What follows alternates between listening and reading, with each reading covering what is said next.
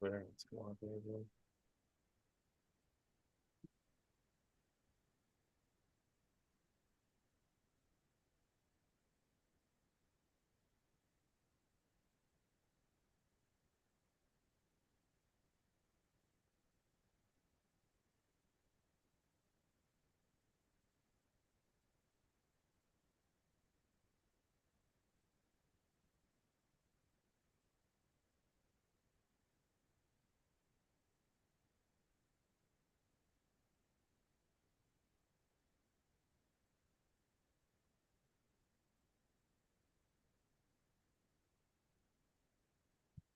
Hello, everyone, and welcome back to episode 173 of the Salvaggio and Cratty Sports Podcast.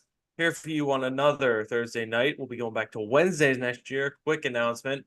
Next year being, next week. So yeah, look forward to that. We'll be Wednesdays live Thursdays with the upload. So tune in live Wednesdays. Be ready to watch the next day on Thursdays. Episode 173, December 28th, 7:05 p.m. Got a lot to get into today. The Patriots win and more. Ryan, before we get into anything, how are you though? Doing good outside of that Patriots win, because as we know, I am one of those people, I think you are as well, that want the Patriots to tank and want them to lose and get a better draft position. So that kind of messed some things up on Christmas Eve, but at least they did give us an entertaining football game to watch. So I guess that was nice. Haven't had one of those, it feels like, in a while. Bruins seemingly figuring some things out last night, and the Red Sox just continuing to piss you off. You, of Oh yeah. course, being not just you, but me and the rest of Red Sox fan base. I saw the Boston Strong tweet that I think you retweeted or quote tweeted earlier that aggravates me even more. If that is true, that we'll get to a little later. We'll have to throw that into the outline. Probably the last thing we'll touch on, but yeah, Patriots, Bruins as usual, and then some little Red Sox tidbits as well. Yes, yes, yes. Yeah, things are a little bit all over the place when you put them together as a collective unit. Mm-hmm. The Patriots won 26-23. If they're gonna win, I'd rather it be a game like this than like some stupid stinker that they somehow win. That's true. Good point. Um, so that's okay, but like I don't know, it complicates things, puts you more in like Jaden Daniels territory or something, or an offensive tackle. At the Broncos, they win 26-23, move to 4-11, and let's get into studs and duds. Yeah, number three stud for me. I hit Devontae Parker, 4 receptions, 5 targets, 65 yards, an average of 16.3 on the night. Had two of the tougher and bigger catches of the night. The good adjustment on the 2nd and 10 for the 30-yard strike that Bailey Zappi had to him with Pat Surtain all over him. That set up the Gesicki touchdown, which was huge. And then the phenomenal adjustment on the 3rd and 3 strike with, again, Surtain, very good corner, draped all over him. That one went, of course, for 27 yards, which set up the surprising Chad Ryland game winner, because as you and I were texting in this game, did not have a lot of high hopes for him, did not think his future in the NFL was going to last much longer. After a pretty shaky game, it was able to kind of right the ship a little bit there. But Devontae Parker, a guy that we've kind of harped on a decent amount this year for, his comments, maybe not trying or dogging it out there at times. He was good in this game. He needed to be. And he was able to haul in some of the bigger plays of the night. Yeah, and you got to give credit where it's due. It's kind of like what Absolutely. we've been with Juju at some points. Some big plays. And, I mean, it's good to just get a little return on investment for once. Didn't give up a ton for him, but Devontae Parker was my number three stud as well. So for a lot of the same reasons, you just got to give credit where it's due and, put up a solid performance in a win, Um, these stats might not always stick out for the average receiver, but for a guy like Parker, it does. Yeah, for him, this is a pretty big game for him. Like, Yeah. nothing too crazy. But we'll stick with me then if you have Parker as well as your three, because we do have differing number twos. I went Ezekiel Elliott. Again, maybe not the craziest stat line when it comes to the yardage and usage as well. 12 rushes for 27 yards. 9 receptions, though, and 11 targets, 33 yards, and had that nice touchdown as well. He was reliable as reliable gets in this one. He has been that really since taking over the starting job, obviously, with Stevenson out. Now it's probably going to be the case for the rest of the year. Stevenson was, of course, placed on IR. Although Ezekiel Elliott was, in addition to the injury report I saw today with an illness, he didn't practice. That'll be something to monitor. But Zeke's been good. He's been solid when they've called his number. They've called it a lot, and he has rose to the occasion. The touchdown was a great effort to make a nice move and then kind of dive his way into the end zone. He's been great. He's been the pick me up the offense is needed, and he obviously has built quite a bit of rapport with Zappy in a short time. Again with the 9 targets and the 9 receptions and 11 targets.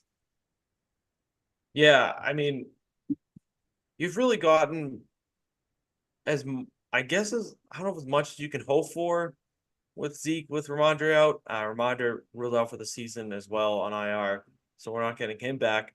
Um, for a guy you had uncertain expectations for, I think at this point what you're getting is, something you can take, Mhm. something that can, parlay into a 1 year deal again next year, maybe two. I don't know. Depends on how confident they feel, but Zeke has gained a lot of fans recently, and rightfully so. Demario Douglas with a capital M in his name, as he said to the media, he likes it with the capital M. I don't know if it's just personal preference or Okay. namesake, but Demario Douglas, got to give him credit. It's crazy what could have happened if they trusted him a little bit earlier in the Right. year, but. When he gets opportunities, he converts 5 catches on 8 targets, which isn't like amazing. You want to convert on, a couple more of those here and there, but he made good on those 5 catches for 74 yards. The big one being that 41-yard catch. I just love him. More and more over time, he's given you certainty and something to be hopeful about next year in what's been a crappy year. So when you're getting that sort of return on investment in the second half of the season from a guy who could have been like Keishon Boutte, I'm not blaming this on Boutte, but it's just the yin and the yang, I guess, of rookie receivers in the 6th round. They have a lot of similarities. You'll take what you can get, and he's fast, he's quick, he seems like he's got a good head and his shoulders, good football mind, smart player.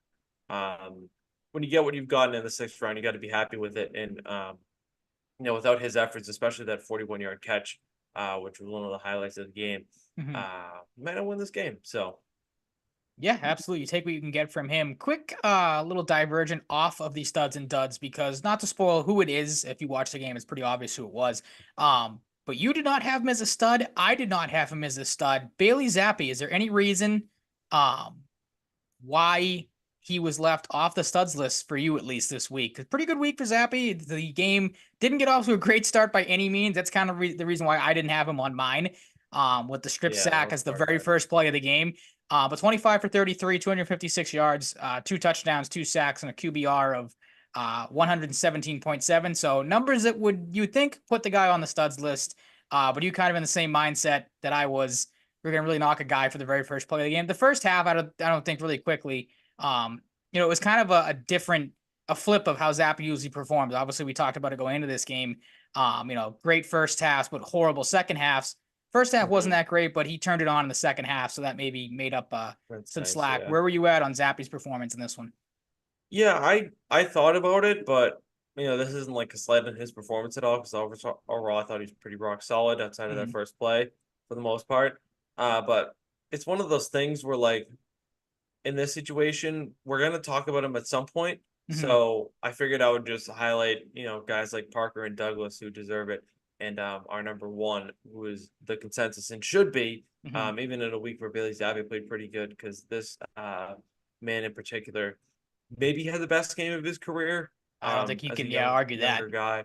Mhm. Absolute game wrecker in this one. So let's get right into it, shall we? Yeah, absolutely. It was Christian Barmore again. For those who couldn't tell how we were talking, for those who may have missed the game, 8 tackles, 3 sacks, which I'm pretty sure all of them came in one quarter. So I think it was the third quarter he got all those in. So a pretty dominant performance there, just in a quarter alone.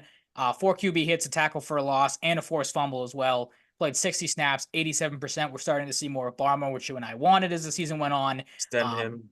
Extend him absolutely. He also had the was right in the middle of the goal line stop on Denver's opening drive. You said it. I don't think you can argue it. His best game as a Patriot by far, his most dominating performance, and that really says something with how good he has been lately. Because it seems like he is putting up a pretty solid performance week after week. This week he just took it above and beyond. Maybe it was the fact that he was playing on Christmas Eve, wanted to show a little bit on some primetime national television. But Barmore has been excellent, and at this point you just expect more of the same from him moving forward. Because I think this is him kind of stepping into his zone of late. Yeah, exactly. Yeah, this is like the best game of his career. 3 sacks is pretty ridiculous, especially for a guy in this situation. Like, is a guy that can get pressure up the middle, but like he's not one of these like TJ Watt types. You know, he plays a different position on the D line, but 3 sacks from a guy like him, we know what he's capable of. But 3 sacks, 8 tackles, 4 QB hits, 2 tackles for loss, and a forced fumble, is a pretty ridiculous stat line, and just shows you what he's capable of. Makes me think back to the draft too. He was one of those guys where I was hoping he'd end up a Patriot in an ideal world, but I'm like, man, like not like necessarily teams are gonna regret passing on him, but like whoever's gonna get him is gonna get at least a very serviceable player from like a floor perspective. And then if they hit that ceiling, they're gonna look like geniuses, and that's what the Patriots are doing right now. Yeah, absolutely. It's definitely, I don't, maybe, diamond in the rough is not the right terminology because he's a guy, like you said, that had some skill coming Second out of round pick. college. Yeah. But like I said, to see him finally blossoming into the player that we expect him to be again, I think we talked about it a couple weeks ago after a down year and a disappointing year last year, a little bit due to injuries as well. But good to see him stepping, like you said, into that role that we expect that of him. And as you said, extend the man. Don't wait around for this one to rear its ugly head if things start to get close to contract negotiations that he doesn't want to sign, because he's a guy that you should be able to, plug in this defense and just let him loose every game like they seem to be doing. And it's worked out pretty well so far. Yeah, I'm totally with you. Mhm. Your number 3 stud is my number 2 stud, or dud rather. Duds. Yep. So let's just get into it, and I'll give my spiel as Sure, well. I had Sean Wade. We go from a guy that played pretty well in Barmore to a guy that did not play really well at all in Sean Wade. Coverage stats wise, 2 catches allowed, 3 targets, 34 yards. I had a touchdown allowed and 3 tackles as well. On the same drive, had a dropped interception and the missed tackle that resulted in the I can't remember who it was. Was it Johnson maybe, or whatever the name of the receiver was for the Broncos? Yeah, I think might have been Brian Johnson. So kind of funny there, a little Red Sox tie-in if that's actually his name. But yeah, Sean Wade was not good in this game. The fact again that you have an interception dropped and then they missed tackle on the same drive that results in a touchdown, not a great look. But again, it's kind of the same spiel we gave with the was it Austin, whatever his name is, Alex Austin. Alex Austin, yeah. Yeah, this is really what you have. You don't have a whole lot of corner depth. To the point we were going out and signing guys this late in the season like they did this past week. Sean Wade is what he is. I'm not going to harp on him too much longer because he's not, a top tier NFL corner, and you expect these type of things from him, missed tackles and drops here and there. No, yeah. And quick sidebar to a friend in the Twitter chat: Morgan Geeky's best second liner in the NHL. I'll have you know, Barry, that Morgan Geeky lately has been a first liner. So You sure he's not got him confused with his younger brother that's playing for Canada get right your now? facts straight. Yeah. Oh, Ryan, you know. They said it on the broadcast leading up to You last know. night's game like 4 times, so it's just engraved in my brain at this point. Damn, puck knower right here. Yep. Yeah, that was just a quick little funny sidebar there.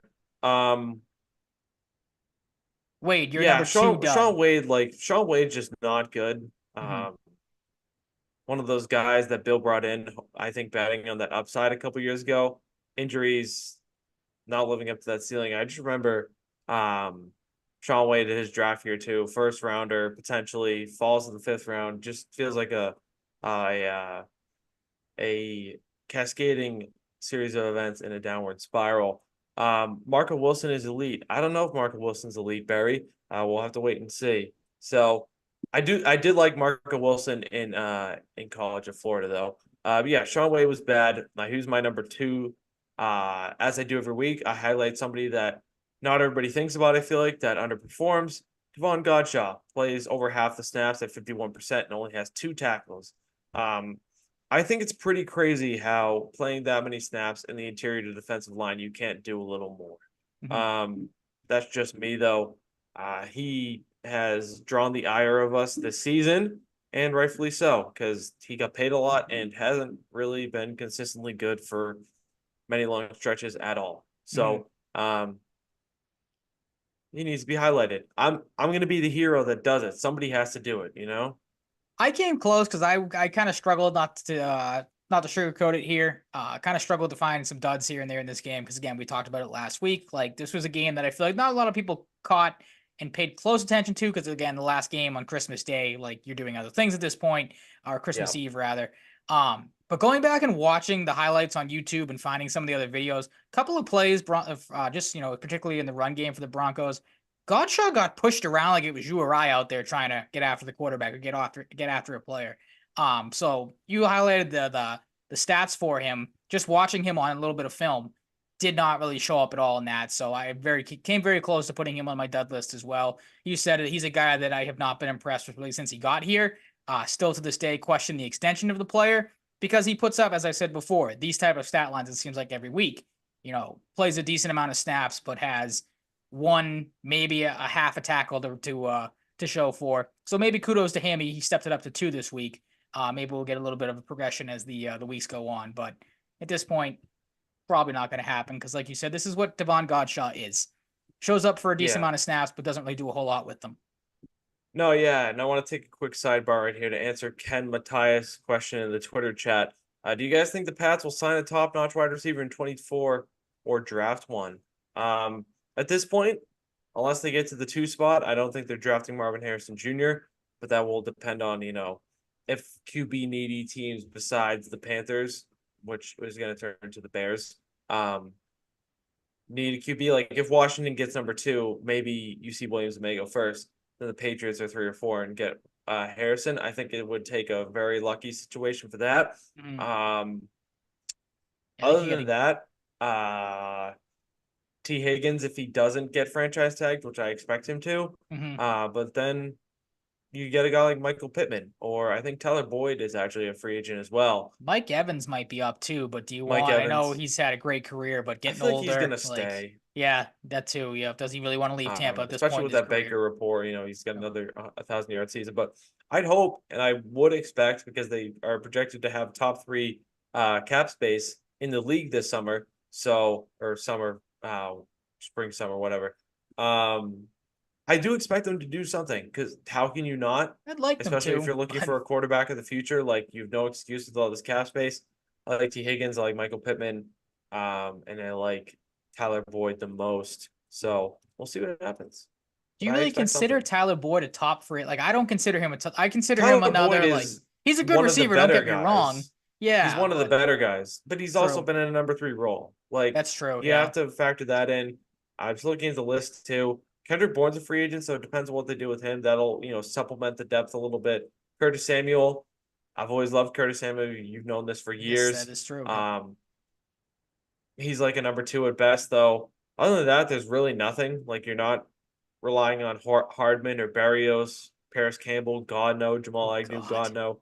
DJ Chark has done pretty much There's a nothing. massive drop off after the first couple Marquise names. Brown, maybe like he's not number 1, but he'd be a decent ad.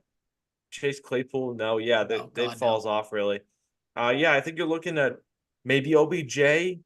He's in his 30s, but he's a free agent. Has been kind of unreliable. Dealt with some injury troubles too. Another question. Will Zeke be a backup?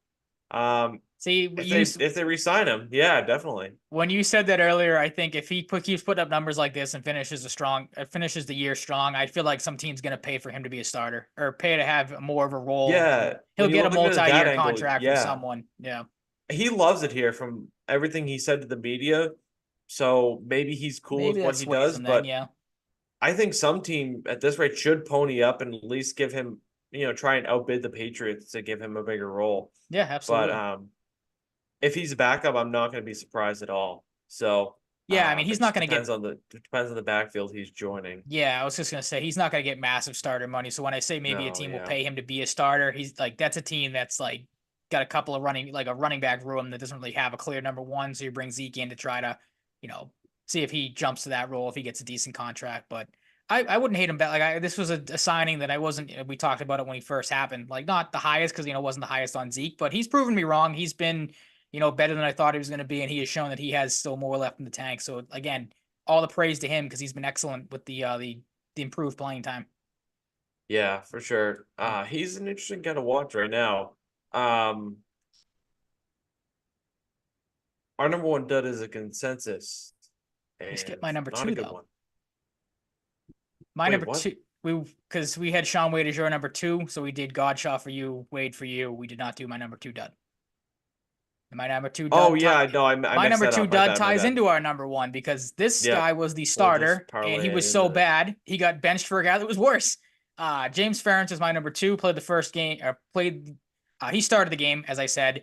Very first play of the game, he was the guy that got tossed aside by DJ Jones, leading to the strip sack of Zappy. And then the very next play, or very next drive, rather, for the Patriots, they go 3-and-out, consisting of a 3-yard run, a 0-yard run, and an incomplete pass. Bill Belichick obviously saw enough of James Ferentz.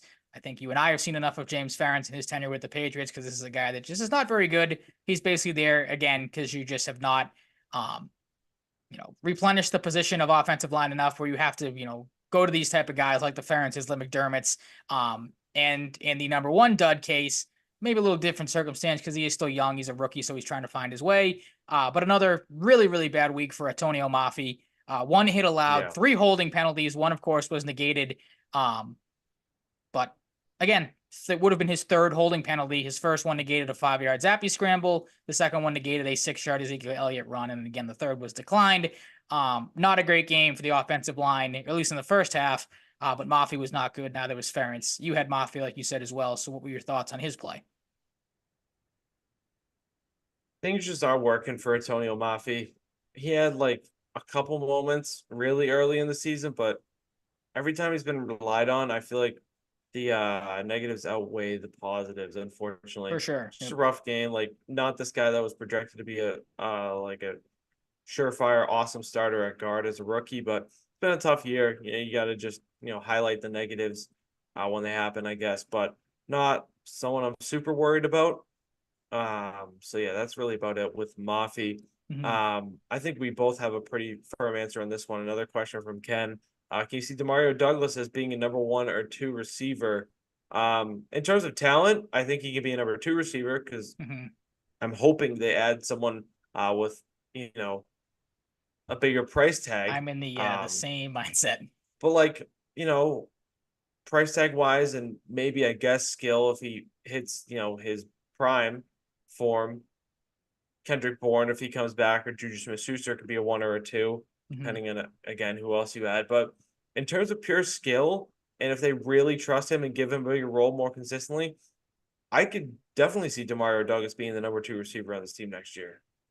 That's what you hope for. Not the number 1. It's like number 1 in an ideal world would be fantastic, but I think that's too high to go. But I like where you're thinking, Ken. Because I mean, if you get a number 1 receiver in year 2 out of a 6th-round pick, I mean that's a masterclass. So it just shows that maybe some teams pass on Demario Douglas for too long. So that's the positive side of him being a number 1 next year. Like if he blossoms, it puts in the work in the offseason, comes into training camp and just blows everybody away and is a number 1 in that sense, and that's great. But if he's a number 1 in the sense of he's a number 1 because that's all you have going into next season, you didn't spend any money again, then that's a huge problem. So I'm with you. Depends how you look at it. Yeah, exactly. Pretty much the same answer. Like you hope going into next year, he's a high end, number 2 receiver because they went out and did something to get, like you said, a T Higgins, or maybe they swing a trade for somebody that becomes available that can slot in as a 1. It's also true, yeah. But you kind of just let him progress as he has been this year. He's getting better and better as the season goes on. You hope just for the rest of the year he can stay healthy because he took a couple of shots in this game again, which kind of scared me. You hope the guy is able to, sustain the rest of the season, stay healthy, and like you said, continue to grow as a player. He's been good. And you like you said, that the fact that you're getting that out of a 6th-round pick has been very, very good for a position that has been lacking the last couple of years. But again, it all kind of depends on what they do in the offseason. And with this team, who the hell knows what direction they're going to go in there. So yeah, we hate to give the wait and see answer, but that's kind of where you're at with him right now. Exactly. Bailey Zappi, like we talked about earlier, played really good in this game. I think he's given you enough to, given your draft position, at 4, depending on how the board falls, a guy like Jaden Daniels that is projected to be a pretty good quarterback at the NFL level, I think. But if you have a guy like Zappi, maybe Zappi wins the starting job next year to start. And, injury, underperforming, Jaden Daniels comes in, but like kind of like a bridge guy at the very, at best. I don't think if you're drafting a guy like Daniels or May or whoever falls at 4, you're starting Zappy for a couple of years and letting him, Daniels or whoever ride on the bench. But Zappy played pretty good. The biggest sigh of relief, when you're trying to lose, I guess, is that Zappy is just so much more composed than Mac Jones was. The decision making is better. No, he's not this like savant. But the decision making is better. I feel more confident watching him, and I think with that decision making becomes like more cert. I was gonna say another word, but certainty. Hmm. Like Max second guesses himself, and part of that this year has been he's just broken in the system and broken mentally. I think, but Yep. um, I see more certainty. I see more confidence. I see a guy that's motivated. He had that quote a few weeks ago, but like he wanted to win the starting job at some point this year. He plays with some more fire than Mac does, and I like it. Yeah, I think the confidence thing is big because again, going back and watching some of the highlights of that game, what I think the play that shows that the best was the Gesicki touchdown. Because you remember in that the pocket collapsed on him pretty quick, so he had to roll out, obviously, Yeah, kind of. And I think I said it watching it with my dad. I'm like, that's a play where if that's Mac Jones, he rolls out, goes to take off, but then or this Zappy obviously goes to take off, and then kind of if you watch it, he composes himself like, oh crap, I have time here where I can still throw, like set myself and throw. Instead of like, how many times this year have you seen Mac in that same yeah, situation? I'm going to throw on the run, throw off my back foot, and then the ball is 20 yards underthrown for an interception. Zappy's able, like you said, to compose himself and throw a dime to Gesicki, which is good. So we've talked about it, since he's taken over. The pocket presence has just been better as well to kind of know when he has time to step up, has time to roll out, and can kind of, like you said, compose himself. So he's been good. I talked to you about this off air. The thing that's kind of in the back of my mind, and again, this will probably come down to, who, if they decide to go a different direction, in the coaching sense. But with how well Zappy has played, and if the Patriots continue to pick up some wins here and fall down the draft board, there's a part of me that is going, I hope they don't fall into the case of, oh, Zappy's good enough to lead our team for the next couple of years. We don't have to take a quarterback, with a high overall pick or a higher pick than, we've had in the past. And let's maybe trade it down. Maybe, like you said, take a tackle. So I'm kind of worried in the sense of that. But I do agree with you. It has been much more enjoyable and easier to watch with Zappy because he is giving you something. So, we're not going to knock the guy for going out there and playing well and getting wins. But it does complicate things a little bit. So it'll be interesting to see, how kind of things play out the rest of the year and see if the Patriots maybe take that same approach. Like, he's good. yeah, Maybe we'll wait to the second, third round for a quarterback, which would be a mistake.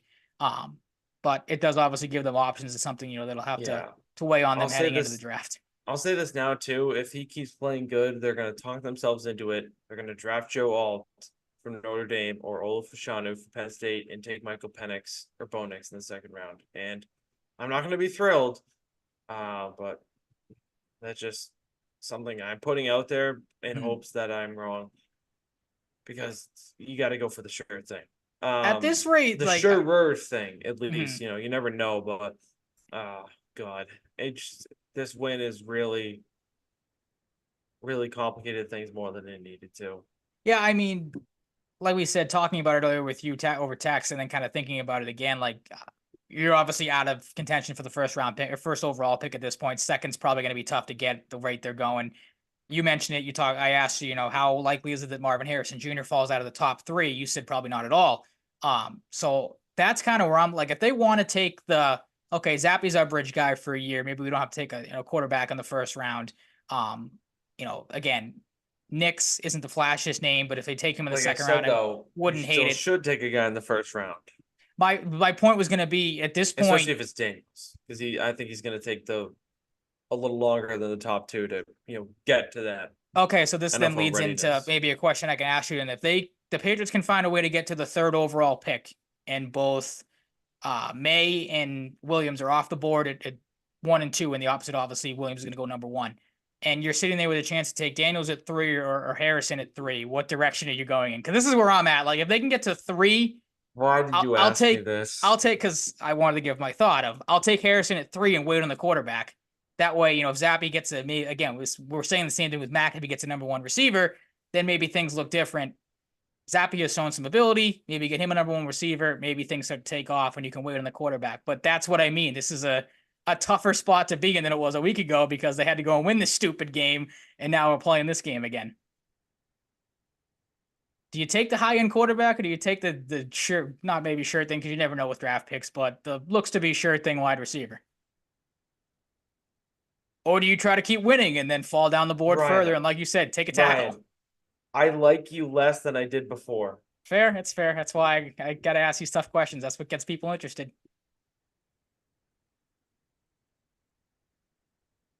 I think the reason that you're or the fact that you were struggling with this is good enough as I'm you're still sorry. going I'm sorry. I'm quarterback. taking. I'm Wow. taking. Okay. The upside is so much higher on Jaden Daniels, in my opinion, than Bo Nix, who's like fucking 26 already or some Ancient. shit, Yeah. or Michael Penix, who's had like 3 serious injuries in college and is Mhm. pretty good, but um, that makes me wary. And I think, in terms of talent, ceiling, Daniels is like here, Mays here, Williams is like here, and then Penix is like here. Okay.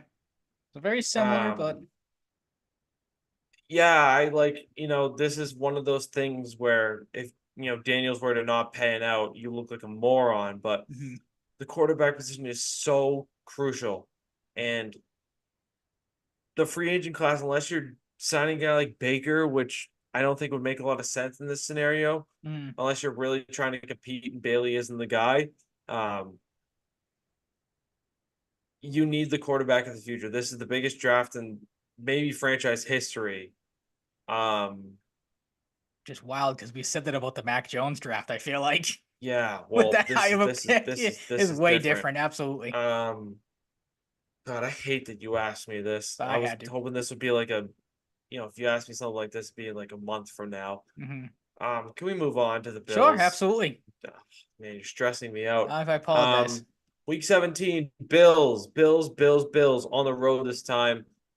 Beat them the first time. I was there. That's Bills right. are I forgot plus you went to this 12. game. Bills are plus 12. The over-under is 40.5. The Bills are 9-6. This is a big game for them. The Patriots are of course out. Josh Allen turned it around a little bit. Um, still not an amazing season for him, but he's doing a lot on the ground still. And I think given where they were probably like a month and a half ago, you'd take what you've gotten at this point, Absolutely. for the most part. James Cook's been really solid. They just can't find a way to get him in the end zone on the ground. Latavius Murray's been a solid reserve guy. Leonard Fournette has played a game, so maybe Lombardi Lenny takes them to the promised land. I would have no choice but to give him all the credit as a fan. If they end up someone winning the Super Bowl. Stephon Diggs, I feel bad for anybody who has him on their fantasy team. Gabe Davis too, he screwed me. He's on the shit list probably forever. Um, Dalton Kincaid, Khalil Shakir, Dawson Knox is back. I believe. Is he back yet? Yep. Played a Yeah, he couple is. I games, but thought he's so. he's taking a back seat to Kincaid at this point. Like, Kincaid's Yeah. their number one tight end. It's not even close. Yeah, you'll take that at this point if you're drafting a guy like Kincaid as early as they did. Um, who would have thought Terrell Bernard would lead their defense? 124 tackles, 4.5 sacks, and so on and so forth. Teron Johnson, Jordan Poyer, as we know the drill with at this point. Micah Hyde can still perform as well. Then they got guys like Ed Oliver, Taylor Rapp. I love Christian Benford. He's been a pass deflection machine, as shown by the stats. 9 pass deflections, 1 pick. He's really good. I think he's super underrated and underappreciated. I always notice him a lot. More often than not when I watch the Bills. Greg Rousseau, guy they took a chance on a couple years ago, has turned out really well as like a project pick. Has all the athletic tools. They've turned him into a good player though. And then AJ Epinesa is flying under the radar a little bit too. I think he might have been hurt recently, but for a stretch of this season, he really looked like that first, maybe early second rounder how they used on him. So the Bills are legit. They're playing for with more than um, they had in that tough stretch where things were looking kind of gloomy about a month and a half ago. So yeah, I mean they're a good team. It's a divisional team. They're gonna want to beat the Patriots. So things are going to be tough. Mhm. The injury report. DNP list for the Patriots: Trent Brown with an illness, Jalen Mills concussion, Jabril Peppers hamstring, Juju with an ankle, Zeke Elliott with an illness as well. Keisha Bucci for personal reasons or NIR. Christian Barmore, Juwan Bentley, Miles Bryant, Hunter Henry, Anthony Jennings, Jonathan Jones, Matthew Slater, and Sean Wade were limited, and Tyron Wheatley was a full participant. Wonder if he dresses. I feel like it's been a while due to his injury problems. Maybe he's there for some depth in the line. For the I didn't Bills, even Shaq recognize, Lawson. real quick, didn't even recognize who that was when his name Yeah, popped up. the I had to Pierre look Strong up. I'm guy. like, who is this guy?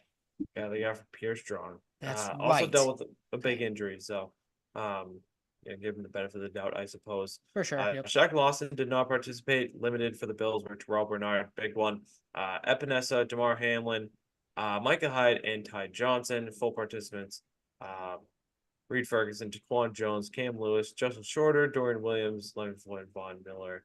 It's gonna be a good game. I think this is a potentially winnable game for the Patriots, even on the road, but I'm not counting on it. Mhm. I really wanted to, think about it a little bit deeper and differentiate the prediction a little more. But I think me and you're in the same boat in this game, and I think it's rightfully so. It's right around the projected point total as well, over under. I am going with 23-19 Patriots, very similar to yours. This just the more and more I thought about it, the more and more I couldn't change it. It's just how I feel. Mhm. It's gonna be one of those types of games around that score, and I feel pretty confident in that. I thought you As you did. explain this, I'm going to run to the bathroom. Yeah. Okay. So I'll wait for you to come back then. Sure. I did 24-18, as Mike said. I mean, the Patriots obviously did what they had to do earlier in the season to beat the Buffalo Bills. But if you watch, the Bills are a beatable team, as we know. If you watch that Saturday night game against the Chargers, the only reason the Chargers were in that game is because of the stupid turnovers that the Bills continue to make. Um, that's what they do. That's why they are the Buffalo Bills. But as Mike said earlier in the year, Patriots, they didn't take it to them, but played pretty well. Buffalo's going to want all the revenge in the world in this game, especially in Buffalo with their season still pretty much on the line. They pretty much, of course, have to win out with the Dolphins still winning and everything to get into the playoffs. Obviously, they're getting some help with teams around them losing. So Buffalo, looking like they're going to be a playoff team, but it's all pointing at the Buffalo Bills. Patriots have obviously been playing better. It'd be interesting to see. Mac played pretty well, probably his best game of the year, best game of his career, maybe even against the Bills in that game. How will Zappy fare? Will Buffalo's defense be able to take it to him or not? But like I said, Bills are playing too good right now for the Patriots to stand a chance. Now that you're back, the point I wanted to make is I thought you did this score prediction, the 1 point off of each for mine, because I think it was last week or 2 weeks ago, I admitted to you that I changed mine because you had the same exact score prediction that I wanted to do. So I kind of thought you did the same thing here, like, oh crap, he took the 24-18 score that I wanted. But no, like you said, it's going to be a close game. Like I said right before you came back, I'm interested to see how Zappy fares in this one, just because obviously it was Mac in the first game and he played so well, probably his best game of his career. I don't think you can argue that. So it'd be interesting to see what Zappy does. As you said, the Bills are beatable. They turn the ball over quite a bit, but they're going to want, my whole takeaway is they're going to want revenge for that first Patriots game. I think they're going to get it and win a pretty close one that maybe we didn't think would be as close as, a couple weeks ago, maybe a month ago, with how these two teams were going. Yeah, and I kind of thought about the fact too, like maybe the Bills just come out and beat the shit out of the Patriots because of What happened earlier in the revenge. year. Yep. But I can't do it. There's not enough like overwhelming power in this team. I feel like Stephon Diggs has been kind of He's kind of been an unpredictable. afterthought watching some of these games of late. Gabe Like, they Davis, if don't you use look at it him. too, they just have games that they don't use Gabe Davis either. Mm-hmm. So there's some unpredictability. The running game, they're not like punching it with James Cook all the time. He puts up yards though, and he can catch the ball. But Mm-hmm. I don't know, like this game just screams on the lower scoring side, maybe less than what we had. And the Bills winning it close, maybe a last second field goal. I wouldn't be surprised by that. But that's it. Those are our score predictions. Excuse me. Let's get back into week 16 recap. Saints and Rams on Thursday night. Pretty decent game, I guess. Another big one for Puka Nacua as he chases that rookie receiving record. Kyron Williams is fully elite at this point, I think. Matthew Stafford at 35 can still sling it. Demarcus Robinson, I'm glad they found a role for him because I felt like, he's kind of cast aside by the Chiefs and the Ravens. Pretty good player, though. And I'm glad for, the Rams' sake and just for the sake of the player, just for a guy getting his due that they figured it out. So, Derek Carr didn't play that bad on the other side. Chris Olave had a great game. So did Rashid Shaheed. But the big thing for the Rams and winning this one, as you have noted here, is that Alvin Kamara was held in check. Yeah, very uncharacteristic game of him. I think if people remember back just from a fantasy standpoint, this was the time of year last year where I'm pretty sure he had his 6 touchdown game. So a complete opposite showing here this week, this time around. 9 rushes, 19 yards, 5 catches for 16 yards. Um, not a great game for him. The Rams, sneaky good team. They're turning out to be. If their offense continues to play as well as it has, that's going to be a tough team. I don't know where they are playoff wise. You got to think they're right there. I feel like they're approaching, if they haven't been already, one of those teams you might not want to see in the playoffs because of how well things are clicking on offense. As you said, Nakua continues to play well even with Cup back. I think Cup had about maybe 60 yards receiving in this game, so he's starting to put up some decent numbers again. And like you said, Kyron Williams since he's come back, he's been dynamite for them.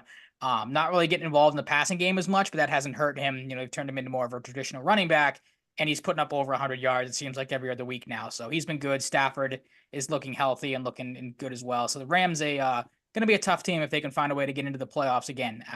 Apologies because I don't know where they are in the standings right now, if they are in a playoff spot. But if they can get in, if they haven't already. Yeah, I think they're scheduled to play the Lions right now. A little return for Matthew Stafford. Yeah, absolutely. In that event, I think they win in the first round. Okay. I like the Rams lately. I do. I had my doubts going into the year too about like projecting them to win like 4 or 5 games, but I just couldn't do it. I couldn't do with the uncertainty, but not entirely surprised that they're overachieving some projections across the sports world, and good for them. Steelers 34, Bengals 11, a huge loss for the Bengals, especially for their playoff hopes trying to squeak in here. Mason Rudolph looked pretty good, didn't throw the ball a ton, but was efficient when he did. George Pickens had the game of his life, almost 200 yards, 2 touchdowns through the air. TJ Watt was TJ Watt. And Jake Browning, bad. Like, not bad, but like 3 picks bad, I guess. Yeah, 3 picks Overall, bad, didn't play 335 horrible, yards. Yeah, it's a weird stat line. but 3 picks, sours things for sure. Nice quarterback And rating. yeah, true. Yep. But Yeah, I mean, with a normal team, like a normal contender, this would change things about the Steelers, but they're the Steelers. Like, they're somehow doing it. I need to see more from Mason Rudolph to, put the stamp of approval on, them maybe surprising a team in the first round, because it looks like they're going to make the playoffs at this rate. So, I hate that. which is so stupid and makes no sense. That's a No playoff game team you has don't made even less watch. sense than the Steelers this year. Literally, yep. Well, this to me, Unbelievable. I've said it before with numerous backup quarterbacks. This is and again, I'm not going to knock Mason Rudolph because it's a guy again that's kind of fallen out of favor in the depth chart, but he gets in there, plays pretty well. We said the same thing about Drew Lock either last week or a couple weeks ago when his big game was. But this to me just screams like it's a different change of pace, different face out there. We get a little bit of a spark here. Mason Rudolph plays well. We're feeling ourselves, and now the Steelers come out and probably like turn back right into the Steelers this upcoming week because I don't think this is going to last for them. Like the Bengals slipped up here, and like you said, it's a big loss for them because it complicates some things. But I'm not sold in the Steelers because they've been inconsistent all season. So I'm with you. I'm gonna have to see a little bit more from them if I'm not gonna buy into the Steelers. Like I'm not saying like they're gonna go on a winning streak here and surprising people, but just one of those weird weeks where like you get a flash in the pan type of thing. Exactly. I actually just realized, I wish I realized this before, that I actually left my charger in my room too. So I'm gonna let you get started on Bills and Chargers. God, you are struggling tonight. Bills and Chargers, as I grabbed my charger, didn't even realize that. No, I meant to grab it before the show. And I rushed to get my setup ready in time. And I forgot to grab my charger. For the Chargers joke, while I'm talking about the Chargers, you can just go and not come back for that. That's I'll do the rest of the show. I'll do the rest of the show myself. Have a good night. All right, yeah, Bills Chargers I talked about before. The only reason the Chargers were in this game is because of a couple of horrendous turnovers by the Buffalo Bills and Cameron Dicker pretty much being the entire offense for the Chargers. He was excellent in this game. 5 field goals, all of them made from 20, 40, 47, 45, and 53. Buffalo's defense, to no surprise, gets after Easton Stick with 5 sacks, 2 from Ed Oliver, 7 tackles for losses, 6 quarterback hits, 3 pass deflections. Ed Oliver, as I said, was arguably the Bills' best player of the night. 4 tackles, 2 sacks, 2 tackles for losses, and 2 quarterback hits. As Mike said earlier, Gabe Davis had one of his Better games of the season as the guy that's kind of been the forgotten link on that team. 4 catches, 130 yards, and a touchdown. As you said, too, Leonard Fournette saw some play in this game, had a couple of rushes for 20 yards. So if they get him a little bit more involved, that offense will obviously continue to get better as the season goes on. And Josh Allen was pretty good. 15 for 21, 237 yards, a touchdown in the air, 2 touchdowns on the ground. He's starting to play a little better when it comes to using his legs than his arm, which is interesting to see. But your thoughts? Did you catch any of this game, the late night game on Saturday? A little bit, not a whole lot, so I don't have a ton to add, but it's a game that shouldn't have been this close to the Bills. That's as That's far what I as I said. can. The only reason Yeah. is they love turning the ball over in really, really dumb Yeah. ways. James Cook's he's been good, but he's a fumble machine. Like he's a fumble waiting to happen, which is kind of scary for them. That's why maybe you're going to start to see a little bit more of Leonard Fournette as the season goes on and they get into the playoffs and maybe turn up Lombardi Lenny usage. Josh Allen had another bad pick like he usually does. So that's kind of the MO on him. And then they muffed Yeah, the he's punt. kind of So become that guy a little bit. mhm. I kind of felt like earlier in the year that he was going to do that, like much more consistently. Kind of got that in check, but you can count on it every once in a Pretty while. much. I think that's about it for that game. Mhm. Falcons 29, Colts 10. This is a statement from the Falcons, and I'm not saying that because the Colts are this big team, but we've seen the Colts in a game, a matchup like this. I'll put the Browns game in there in particular earlier this year where they won like 30, they lost like 39 to 37. They can keep up in these track meets. I think there's like one or two. I don't have the schedule in front of me that are like similar type games. Mhm. Not this time. The Falcons took control. Younghoe Koo is like Best kicker in the league? Question mark. unbelievable. Maybe like Heineke like didn't do a lot, and they still won by 19, and it happened due to their young guys. Kyle Pitts gets in the end zone. Tyler Algier gets in the end zone. Bijan had a couple nice plays. Uh Crazy what happens when you figure out your offense, I guess. Mhm. Like maybe this is something that the Falcons have always been capable of, just not capable of in execution. But more so in concept, they had the ability to do this. Makes you Something wonder if they just ride with Heineke because obviously they've been going back and forth these last couple of like weeks. I feel why like, wouldn't you? yeah, at this point, just ride him the rest of the way and see You if he like can. Desmond Ritter's time in Atlanta to just be over. Like that, He's I think not you've very seen what good. you've needed to see. And like, there's rumors about Justin Fields because I've suggested Mac Jones would be really funny if Mac Jones is their like backup plan. Russell Somehow, Wilson, maybe. I was just gonna say that too. Yeah, Why Jacoby Brissett? Maybe Jacoby Brissett. I mean, we've seen him we've said it before. be a Jacoby good Brissett spot starter. should have Jacoby a Brissett's the best spot starter in the league. he should have a He's job there by the now. end at the start of next season. Like the guy should be a starting quarterback in the NFL. He's good But the enough to be. Falcons, we've talked about quarterbacks. I think the Falcons should be looking at a quarterback in the first round, in my opinion. But their pass rush is also terrible. So if there's not a quarterback, I am imploring you, Atlanta Falcons, your pass rush is garbage. But a big win, like that's a statement for sure. And Absolutely. for a tight division they're in, that's a big win, especially. Packers 33, Panthers 30. The Panthers, I'm Panthers are telling you, scrappy all of a sudden. they're bad, but they're like kind of not bad sometimes.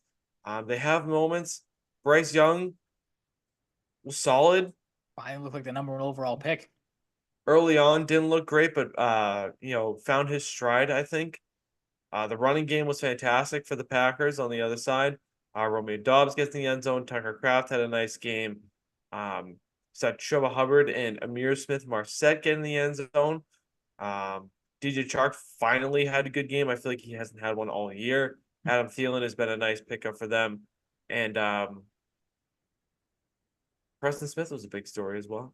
It was. I don't know how I feel about this game because it's a game the Packers. Maybe the Panthers are starting to figure some things out, as you said. So maybe they're getting a little better than I thought they were.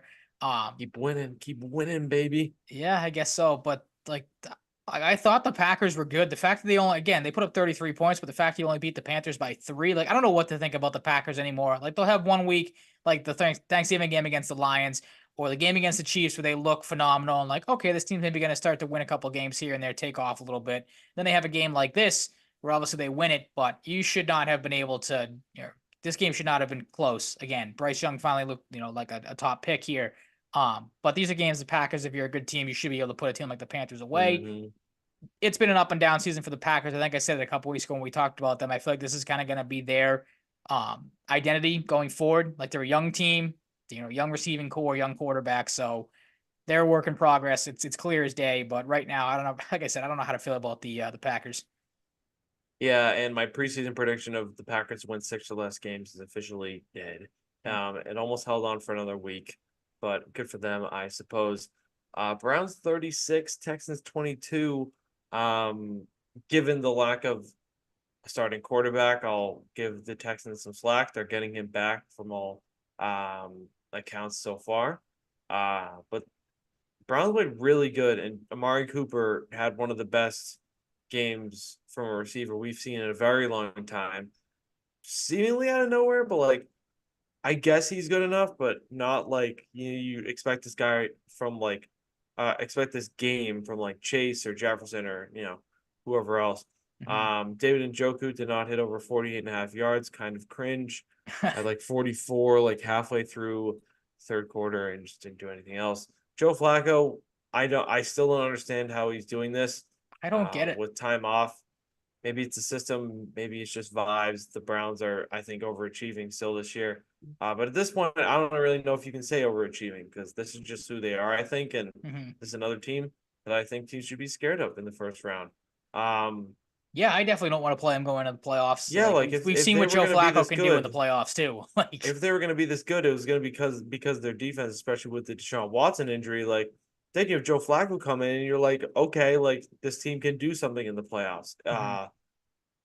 A bizarre team, but a fun story and a fun team to watch. Honestly, I didn't really anticipate that being a thing. I can't remember if we talked about. I wanted to touch on it quick because my uncle brought it up at Christmas Eve, and I can't remember if we talked about it or not. All this going on, you mentioned the Watson injury, how good Flacco has looked. The defense has played great, and had to battle through some injuries there.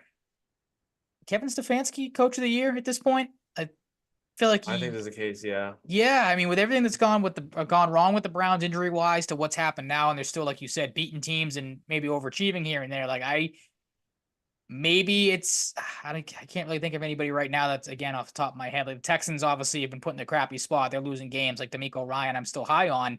But like right now, I feel like Stefanski is as good as an odd as anybody to take the thing home because that Browns team's been pretty solid all season, no matter what's happened. No, yeah, like it's really pretty awesome to follow. And gotta give Stefanski some credit. He's not the betting favorite last I checked, but Okay. he should absolutely be in the mix. He should be in the top 3 at this rate. This team shouldn't be that good. I'm sorry. But they are. You and I both didn't think they were going to be. Not that we are some all-knowing football gods here or anything when it comes to preseason predictions, as we know. But I can't imagine there were a lot of teams that expected the Browns to be, a double-digit win team fighting for the division down the stretch and, making a run at the playoffs here. No. Lions and Vikings. The Vikings or the Lions, got ahead of myself, have won a division title. Mikey Prayers in the YouTube chat says Brees Hall under 10 fantasy points tonight. I don't know if that's something you're setting in stone I'm in our or championship in our fantasy league. I need him to go you're off hoping again. for, Mikey Prayers, but you might have to take that one up with Ryan. Big storyline here: TJ Hawkinson out for the year. Torn ACL and MCL. That's a massive loss. Tough luck with the Jefferson injury. Jordan Addison got banged up in this game, and now Hawkinson. So Jefferson is going to be relied on heavily going into however long. This might ail Addison, for lack of a better term. Ail, I don't think was the best adjective there. I actually haven't even followed his practice status. So, but the Lions win. It's a big one. Things haven't been super. What's the word I'm looking for? Comfortable, I guess, for the Lions over the past like 2 months now. Yeah, it's true. But It's been a little rocky. I think a big thing for me that kind of flies under the radar, maybe to some, is how good Brian Branch is when they need him. He is so good. Are you sad the NFL season is coming to an end, brother?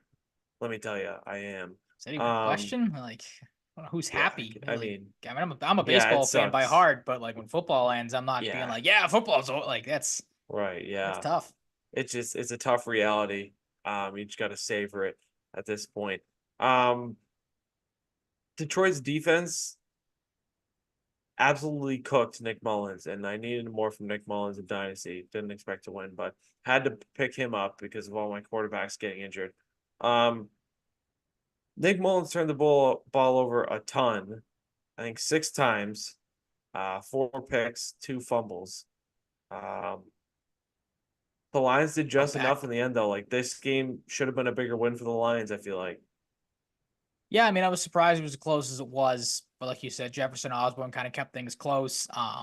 You mentioned it, the injuries are tough for the Vikings, obviously on the bubble right now, trying to get in there, the current 8 seed. So we can't imagine obviously they've been able to overcome the Kirk Cousins injury so far, and obviously missing Jefferson for most of the year.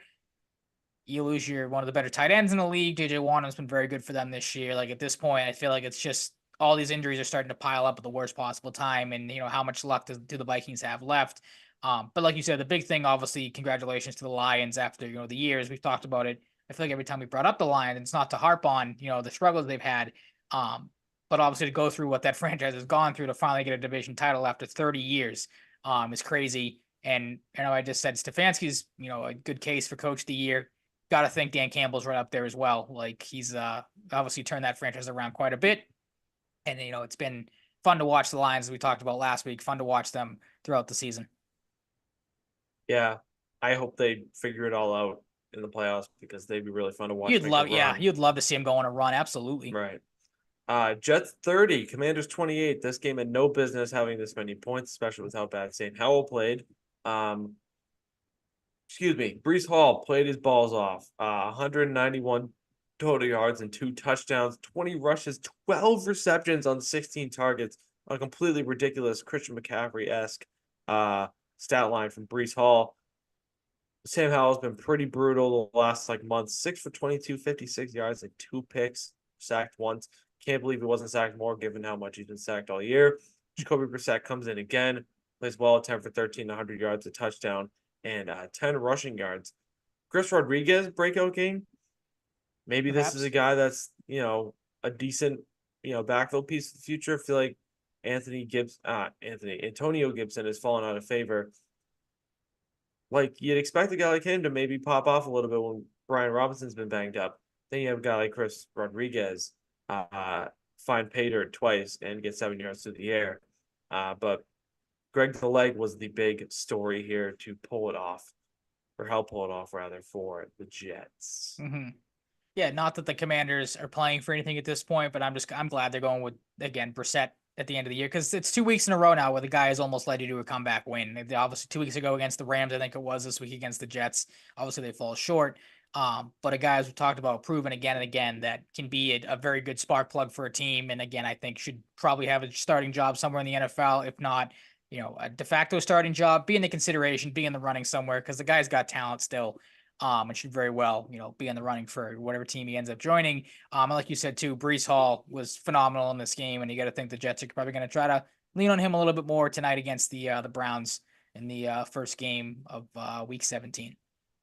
Yeah, I do not know why they wouldn't give Jacoby Brissett a starting job. There are worse quarterbacks starting currently in the league. Definitely are. Yep. Seahawks 20, Titans 17. One of them was in this This is a game. game.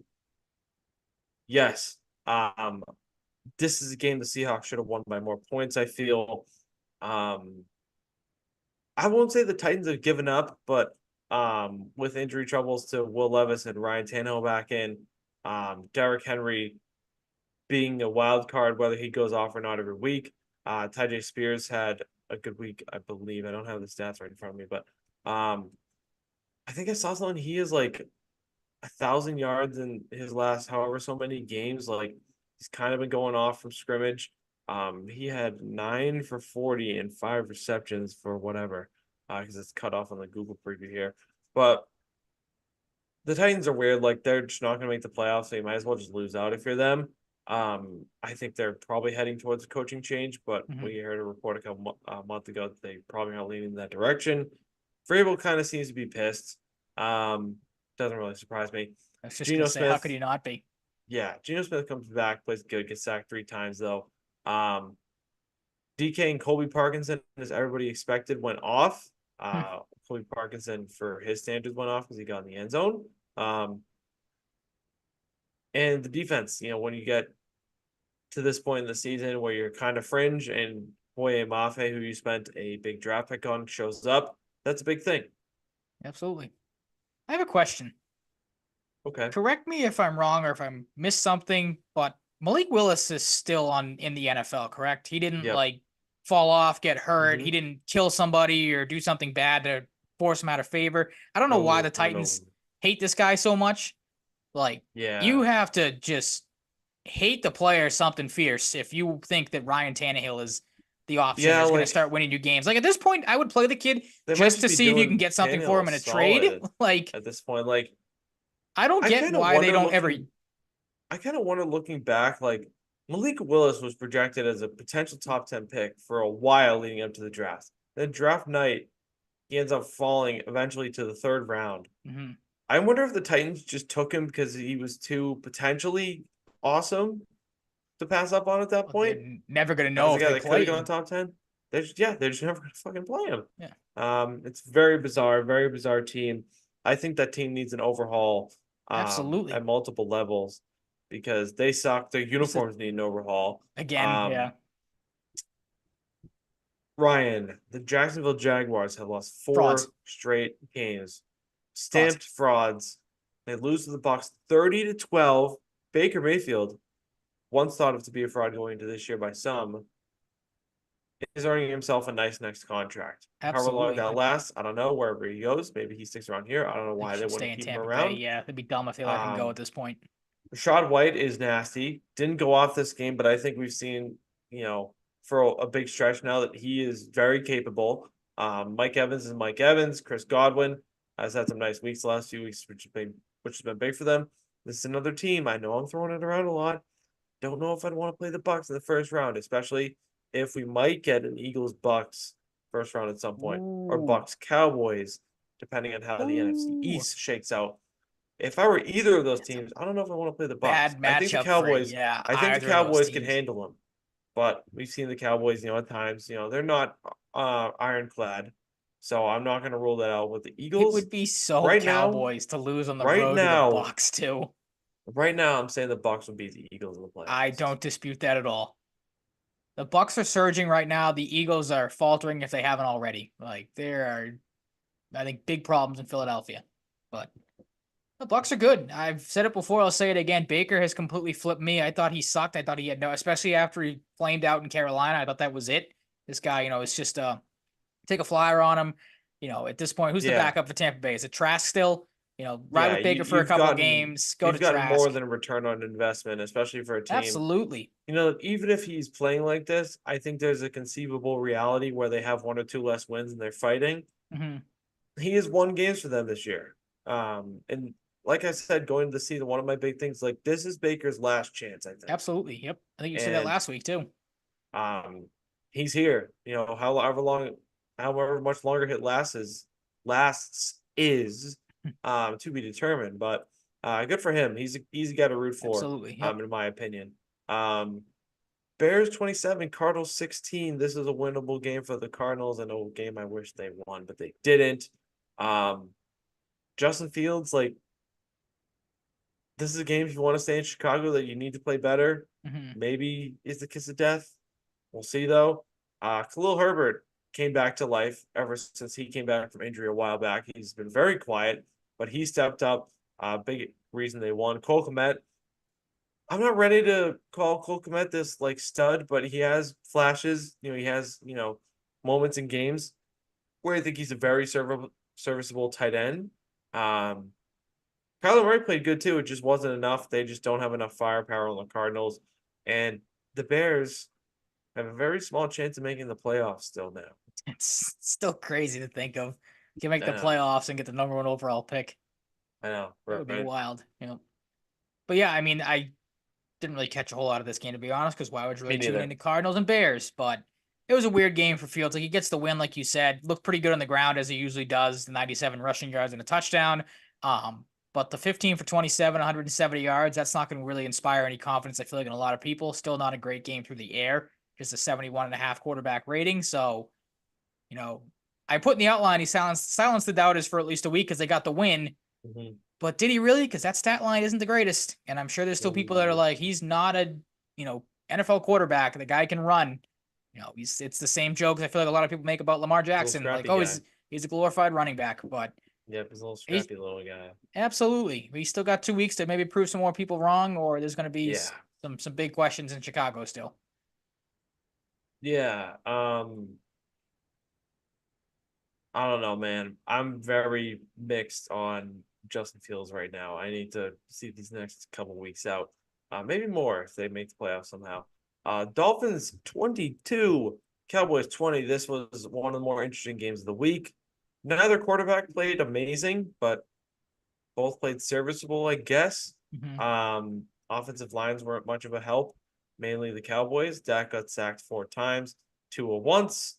I say that in the Tua, in respect to Tua, because I don't think the offensive line is very good in general in Miami. CeeDee Lamb, we've talked about it before. Ever since he said he's the best receiver in the league, he makes the case he has been. Back it up. Yep. He's at least been top 3. Tyreek and Mostert were Tyreek and Mostert. Defense is good, and Brandon Aubrey is a nasty kicker. He is, but Jason Sanders was better in this game. He hit 5 field goals. Aubrey had 2. But yeah, I mean, we said it going into this game. This was the Fraud Bowl, and the Dolphins come out on top, I think is how you want to talk about it. Because maybe not, because the Cowboys showed they were more fraudulent. They can't win on the road. They probably don't have a chance of getting the division now unless some crazy things happen. So the Cowboys, as you said, are probably going to have to go on the road in the playoffs. And we know how that factors out for them. But I guess they still have time to try to right the ship a little bit here. But the Cowboys, as you have rightfully predicted, it is this time of year where the Cowboys start to spiral out of control. And I don't know if they're spiraling yet, but things are definitely not looking good for Dallas. Dolphins get a big win. If this was a prove it game for the Dolphins, we talked about them, not being able to beat an over 500 team, or not being able to keep these games close. They did. They played well enough to get the win. Like you said, Tua didn't light the world on fire, but didn't have to. And the defense is holding Dak to getting 4 sacks on him, and holding him in check for the most part. Yeah, I'm with you. Raiders 20, Chiefs 14. Zamir White might Props be to making you. the Raiders feel like maybe they can move on from Josh Jacobs and get that cheaper back. Ooh, maybe. Running backs are I easy to think so. find. I was going to say props to you for picking this game correctly, because I was not high on this pick last week when we did the pick'ems, and you were 100% right. So very good for you. Good job. Thank you. You're welcome. I like Zamir White. He's played pretty good the last couple weeks. Played awesome this week. 22 carries, 145 yards. The Raiders defense, don't say this a lot, showed up. Old friend Jack Jones had a pick 6. They had 4 sacks, a scoop and score from Bilal Nichols, 10 quarterback hits, 7 tackles for loss, 5 pass deflections, a forced fumble, and a recovery. Patrick Mahomes, Thoughts on the Chiefs? You were not high on them going into this game. You clearly were not, because you picked against them. You were right. Thoughts on the Chiefs coming out of this game? Bad. Okay. Not good team. Bad football team. Defense is still capable at times, but the offense is not good. Isaiah Pacheco has been banged up a little bit recently. I'll give him that. But I'm ready to say now fully, Travis Kelce is not as good ever since he started dating Taylor Swift. Maybe he needs that testosterone back, but I don't know. He has been banged up this year. I will give him the benefit of the doubt there. I'm not going to defend I won't. Taylor Swift and everything, but all right. He's some's goat, Ryan. Not my goat. Nope, not even close. Mine. After this bullshit. Rob Gronkowski dated a fucking swimsuit model his whole career for the second half of it, pretty much. And he's a Hall of Famer. That's a Hall of Fame career right there. Put him in a Hall just for that reason there alone. Yeah, as you have aptly noted here, Richie James was second on the team in receiving yards. Hoops. Yeah. Aiden O'Connell did not complete a pass. what was it like You said 2:04 two and a left in the half or first something quarter? left in the first quarter. Something ridiculous. From there on, he did not complete the pass, and they won against the Finished Chiefs. the The game Chiefs are 9 for losing in the first 21. round. Thought that was I a am typo when I saw that. praying. I'm praying on their downfall, and I'm expecting it. Chiefs. It's great. It's great. It's fantastic. It's I've so awesome. sung and Um, danced this too many times. I'm not dancing no, on no, no, anybody's no, no, no, graves no, until I no, see no, it no, see no. it for Ryan, it's fucking not over. doing it. It's over. It's fucking over. They're losing in the first round. It's gonna Not be doing it. awesome. Counted them out in too many Super Bowls. I've I've counted. never been more confident about a football take all year than All the right. Chiefs losing in the I hope first you're round. right. I want to be there with you for their downfall. I want to celebrate it. I want to dance on graves, but it is the Chiefs. It's Patrick Mahomes. No, I no, know no, they no, no, look no, as bad as no. they have ever looked in his tenure there. I'm glad they're going to have to go on the road to maybe shut some people up about, oh, Patrick Mahomes' legacy is so great. Go win a playoff game on the road, then talk to me. Yep. Don't have a That's cakewalk through another Arrowhead. factor, Ryan. That's But another factor. Road I'm not playoff gonna do it. game. I can't bring myself to do I it. I've counted will. out the I'll be the guys one like to do LeBron it. too many times, and it's come back to bite me. I'm not gonna count out Patrick Mahomes until he is sitting on his couch watching a playoff game, not participating in one. Can't I do it. will be the one to do it. That's All all that right. matters. Eagles 33, Giants 25. The Eagles cannot feel any better about themselves after this game. The fact that it was this close with Tyrod Taylor is stupid. Jalen Hurts, not ready to say it's over for him. As I feel like some Eagles fans are kind of getting the vibe of, like, maybe he isn't the guy. I still think Jalen Hurts is pretty good. I'd still Things take haven't Jalen been Hurts great over a lot of lately. quarterbacks in this league. Oh God, yeah. DeAndre Swift, I think it's been kind of under the radar how awesome he's been for them this year. They didn't really give up much to get him. Devontae Smith gets in the end zone. AJ Brown had a good game. Dallas Goedert had a good game, and thank God they did because the Giants had a chance to win this game. I guess Tyrod Taylor didn't play great.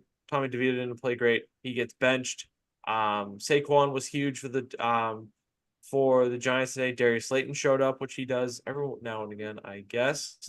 Um, and Adoree Jackson had a pick six. That didn't even matter in the end. It did not matter. It did not. Well, the one thing that kind of stood the- out real quick for me, because you mentioned DeAndre Swift and how good he's been this season, I feel like that was kind of one of the big things from this game. Is I feel like the struggles the Eagles have had is of late is he had not been playing well, or they really hadn't used him a whole lot, or hadn't had the opportunity because they were losing. But 20, like you said, 20 rushes, 92 yards, and a touchdown. They finally get him back in this game playing as he was at the start of the year. So that's big. And maybe that's something that kind of turns this offense around. But like you said, they still struggle in this game. The fact that the Giants made it close is something to keep an eye on. Like the Eagles are not this powerhouse dominant team that they were a year ago. And like you said in the Buccaneers discussion, like Eagles, they look vulnerable. They look beatable. So there's no sure thing with them moving forward unless they can. These last 2 weeks, I don't know, can't remember who they have this week, but it's the Giants obviously to end the season. Yeah. If they can figure some things out, maybe I'll feel a little differently. But I'm not ready to write off Jalen Hurts like you said, like some people are. That's stupid. Yeah. If you ask me, like the guy was in the Super Bowl a year ago and looked pretty good and almost won it.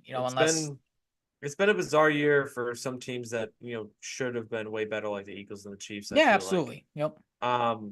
Mikey Prayers, right ahead of Thursday Night Football, is asking for a first touchdown score, and I will tell you, I bet on Jerome Ford to score first tonight. So that is my pick. I bet on David Njoku for an anytime touchdown, so I'll go with David Njoku. Okay, all right. He was We're part of my with the Browns. He was part of my parlay that had Amari Cooper in it, and I'm glad that Amari Cooper was ruled out like 15 seconds after I hit send on that parlay. So that was cool. Yes, my big one I put in will be voided, so at least I'll get my money back because Amari Cooper will not play. But yeah, Jerome Ford and David Njoku. Do with that what you will, Mikey Prayers. Appreciate you watching along. Ravens 33, 49ers 19 in Monday Night Football. Christmas Day, Christmas night. Lamar Jackson, MVP favorite heavily now. Brock Purdy faced some adversity and didn't look amazing as he has at times. I won't say amazing, but Brock Purdy has like a stat line where he'll go like 19 of 27 and randomly have like 3 touchdowns like every week. So didn't happen. Didn't throw a single touchdown pass, got sacked 4 times. Trent Williams got banged up in this game, which is not great. So he threw 4 picks. I was just gonna say, I'm not sure if he was sacked 4 times. I had put a typo on there. He was intercepted 4 times. We know that. I don't know what the number of his sacks Oh, were, you but pranked me. I did. I apologize. I don't know how I missed the most, not maybe the most important, but the biggest storyline from this game was I how, was gonna say, I was like, why do I feel like something's missing yeah. here? Because like, at that point, I'm kind of like, you have some drinks in you through the day. You're kind of Mhm, tired. I'm kind of watching this, off my phone on the side, kind of like paying attention, mhm. for betting purposes and trying to stay awake. Yep. But Zay Flowers, awesome. Did the Grinch celebration. Um, the Ravens are real, Yeah, very, definitely a very statement real. game for them for This sure. is still the Super Bowl preview to me. Yeah, I don't, for the people that, not that there's people writing off the 49ers, but for the people that are writing off Brock Purdy and like, oh, maybe the 49ers aren't this juggernaut that we thought they were, like, I'm not going to say that they're still the best team coming out of the NFC. There's no one, in my opinion, that's even close. I think the Cowboys that we just talked about, or the Eagles, have way bigger problems than the 49ers do. This was the first bump on the road they've had in a long time. And like you said, they face adversity. They weren't, ready for it, obviously. I think it says more about how good the Ravens are. And again, if I was voting, I would still give the MVP to a position player this year, as we talked about, in Christian Agreed. McCaffrey or Tyreek Hill. But you said it, Lamar Jackson definitely proved some things. Obviously, overcame that first funny safety that he had, and played pretty damn well after that, doing a whole lot of, Right about like that into safety. passing, rushing. So he was good. The Ravens offense looks as good as it has in quite some time. So I'm not ready to write off the 49ers. A little bump in the road for them. I'm sure they'll come back. And I think they have Washington this week. They'll probably blow them out by at least 3 scores. So So everyone Washington can or pump the Arizona? brakes on the 49ers. It's It it's was not the end of the Washington. world. It was Washington. I'm with you. Definitely not the end of the world, but the Ravens put out a statement. They're easily the best team in the AFC, in my opinion. Absolutely. I still think the Dolphins have a little bit of a finesse bitch team vibe to them. Um, Tonight, Jets at Browns. You got to pick the Browns. Like, you're trying too hard if you're picking the Jets on the road here. Yeah, I'm not going to tell you. Jets are still starting Trevor Simeon, right? I believe. I I don't thought think they've I had the thought ball I yet, saw so I don't Zach know. Wilson was out, so I wasn't gonna take the Jets with Zach Wilson. I'm definitely not gonna do it with Trevor Simeon. So Browns, Joe Flacco, David Njoku all the way. Get yourself a Jerome Ford touchdown as well. Yes, that would be very excellent. Um, Real quick though, I wanted, because we do the recap really quick. Very good week for you last week. 11 for 5 in predictions. I was 9 for oh 7, one yeah, of my worst weeks of the season. But both of us but still you're well, beating me. but I am. And I was just You're gonna beating say me. both of us are still well over 500, but just wanted to put that out there, give you your due, because it was one of your better weeks of the season. Thank you. Getting the majority of the picks correct. Thanks. Yep. And I'm glad we have a Saturday game because I love Saturday NFL. Lions and Cowboys. I don't care what the number is. I'm betting the over on this game. I think this game might have 65 plus points. It's a I'm lot of points. so excited for this game. Could be very wrong. Um, I'm putting that out there, but I'm really hoping and expecting for a lot of points in this game, and I'm going with the Cowboys. Home field advantage for the Cowboys doesn't mean a ton to me. David Oh, I thought you were gonna go that Njoku. way. Um, I thought you were gonna say it did, but I don't know. It's 'cause it does for this me. the teams are both really good, can both kind of lay an egg, and my gut tells me the Cowboys.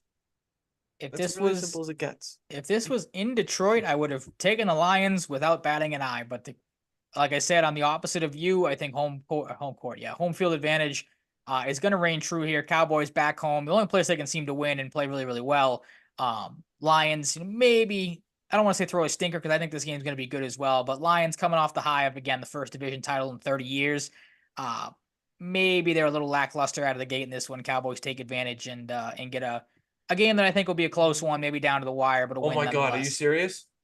Jerome Ford. Are you serious? Jerome Ford, Mikey Prayers at home. Let's go. There you Mikey go. Prayers is in the chat. Jerome Ford. Yes. This is a TikTok clip. Let's go. Quick casharoo. Yes. Jerome Ford. It feels good. I never hit first touchdown scores. Let's There you go. go. That works. Jerome Ford. That's cash. Mikey Prayers. Let's go. What would you do Oh if he my was like, "Fuck, God. I bet David Njoku"? Now he said quick casharoo, so I think he Oh, took okay, there Jerome you go. Ford. Let's Perfect. go, That Mikey works. Prayers. I Mikey like it. Prayers. Let's go. Dolphins and Ravens, another awesome game. This is where the Dolphins get exposed. big time. Oh, I they've been think exposed to I think the times this Ravens, season I think already. that no, but like big time. I think Okay. 2 touchdowns big time they get Ooh, like exposed this blown week. out. Okay, I could see Um, that. 2 touchdowns plus. Um,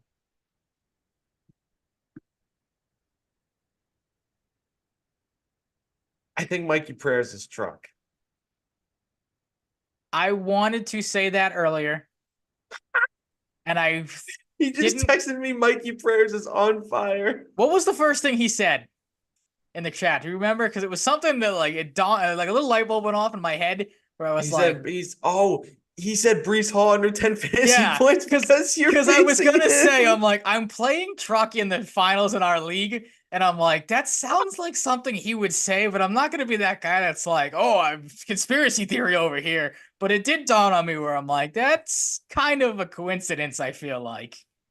But Oh my god, that that's makes so hilarious. much sense. I should have went with my gut, damn it. Let's That's go. He also said, I hilarious. love the Cowboys. Truck. Oh, incredible. What a moment. We Mhm. should clip this like last 2 minutes and put it Yeah, on just put it TikTok, on. but nobody will understand it because Yep. besides us. Oh my god. When your I buddy love the shows up Ravens. and just pranks the living hell out of you. I think the Ravens, especially at home, could beat the shit out of the Dolphins. I think they're a finesse bitch team. Mm-hmm. Um, but yeah, I mean, I don't know how you can pick against the Ravens against anyone right now. That's definitely not against the Dolphins. Like this is like you said, No, this no, is no, a no. game that the Ravens, if they can blow out the 49ers, they're absolutely going to stomp all over the Dolphins. There's no way this game's close. You hope it is just for the sake of watching it and the entertainment factor. But it's Ravens all the way. Yeah, it has to be. It has to be the Ravens. Let's see. Patriots Bills. We know the deal. Bills. We went Mhm. through that. Falcons and Bears. I really wanted to pick the Falcons I thought after you a were big going to. win, and I didn't because I have belief in Justin Fields and the Bears. And for the Bears too, at this point where you're at, draft position shouldn't be an issue. Might as well try and make the playoffs. Good jumping off point gives you ideally an idea of whether Justin Fields is the guy if you make the playoffs. If you make the playoffs, I don't know how you don't keep him around unless he just absolutely shits his pants in the first Mhm. round. Um, you have the Panthers pick. You're this close. A winnable game against the Falcons. The Falcons in big stages often fuck up. You got That's to try and win true. this game. Yep. You got to try and win this game if you're the Bears. Why not? New GM too, relatively new, rather, 2 or 3 years now. Making the playoffs would be good for job security. So, there's a lot to play for, I think, here. Absolutely. Now, those reasons, I'm going with the Bears as well. Like their defense is playing pretty well of late. Justin Fields is showing you little glimpses here and there. I think again, I tend to lean more towards the home field advantage type of stuff. So I think the Bears coming off a nice win and going to continue to roll. All right. Love it. Titans and Texans. CJ Stroud is expected to play. I was going to put a caveat on this, but thank God the Texans came and figured it out before. And I'm going with the Texans for that reason. The Titans don't have a lot to play for. They're not a very good team. The Texans, trying to make the playoffs. Yeah, we said it during They the, don't the want a couple games from CJ Stroud not playing to hurt them for a team absolutely. that realistically could have won 4 or 5 games this year. Hmm. Might as well try and make the playoffs. Different situation with the Bears, but like try and get in. Absolutely. Give the fans a glimpse of the future. For sure. I don't know who's playing quarterback for the Titans. I don't know if Will Levis is coming back. I made this pick under the assumption that it's Ryan Tannehill. I'm not going to change my pick if it is Will Levis. I'll stick with Tannehill. I'm not going to ever bet on him to win me a football game. So I'm going to go with the Texans as well. No. I don't care if Stroud's playing or whoever if it's Davis Mills or Case Keenum or whoever it was that they had before Mills came in. I'm going with the Texans.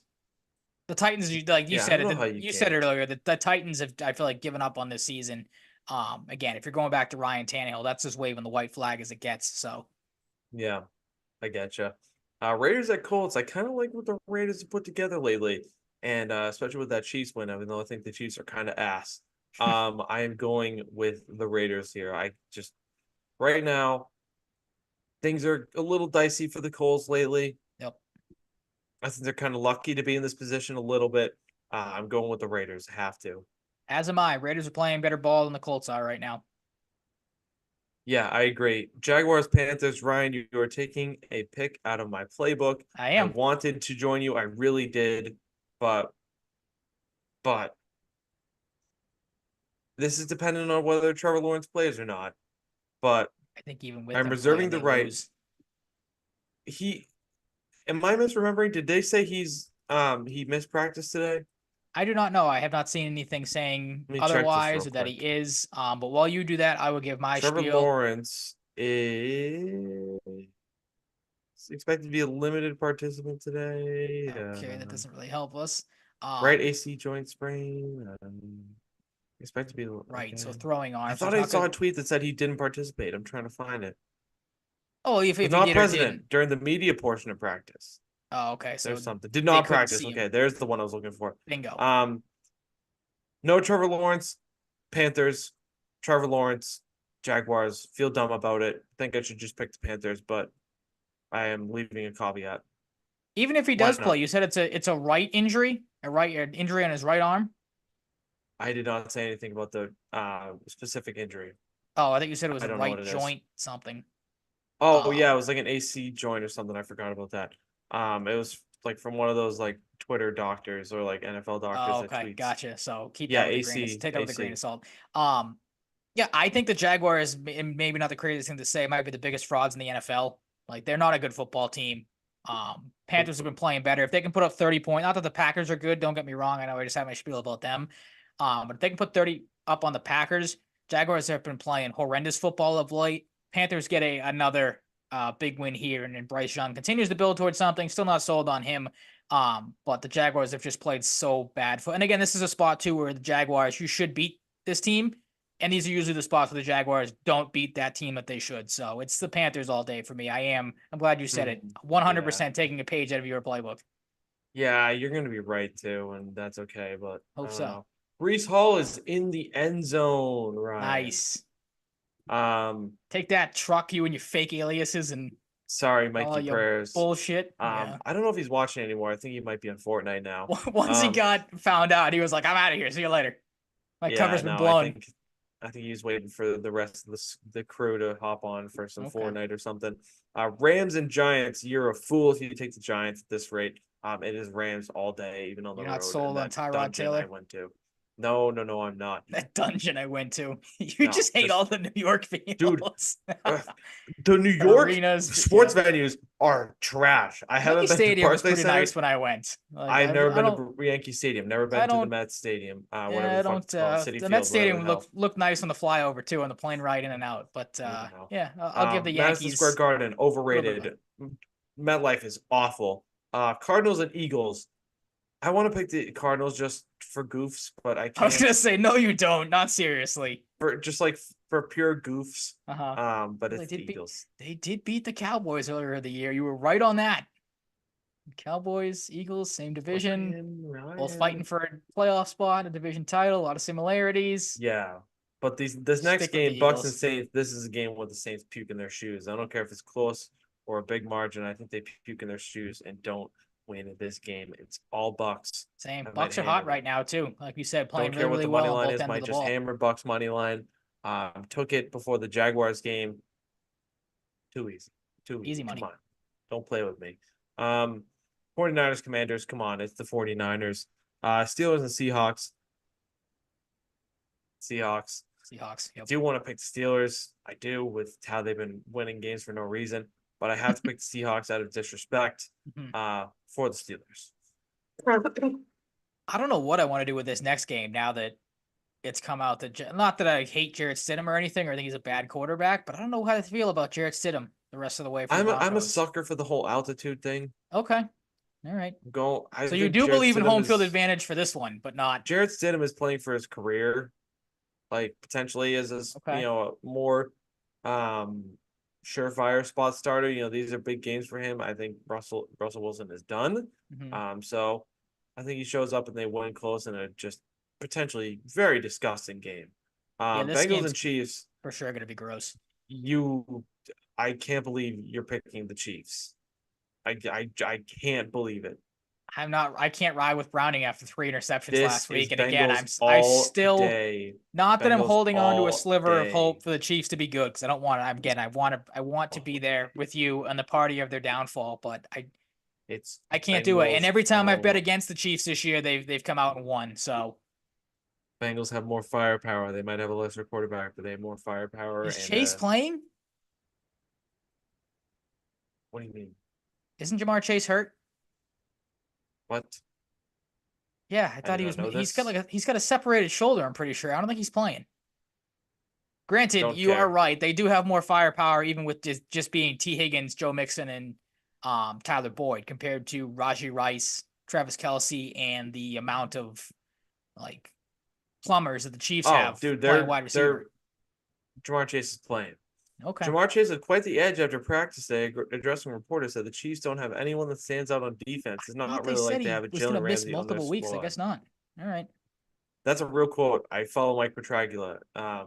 He's a real reporter. It wasn't just parody. Okay. It's Bengals all day. Packers and Vikings. It's Vikings. Even with all the I, d- injuries, I just remembered. Ah, man. their entire No, team's hurt. Packers changing. I was gonna say, I also found out got like 6 guys injured. Jaron Hall is starting, so I'm changing to Packers. Oh God, is he really? Oh, Jaron Jesus. Hall is starting. Oh my God, they Yeah, poor Joshua Packers. Dobbs. Packers. Really, All right. yeah, I'm with the Packers as well. Not that that mattered. I was taking them regardless, but that game's gonna be ugly. Packers all day. Switching to hockey with the Bruins. Um, the Winnipeg game, 5-1 loss. Quite bad. Quite bad. Horrible game. One I did not feel great about. Barely hit the over. It was 5.5 for some reason. Thought that was bait. It wasn't.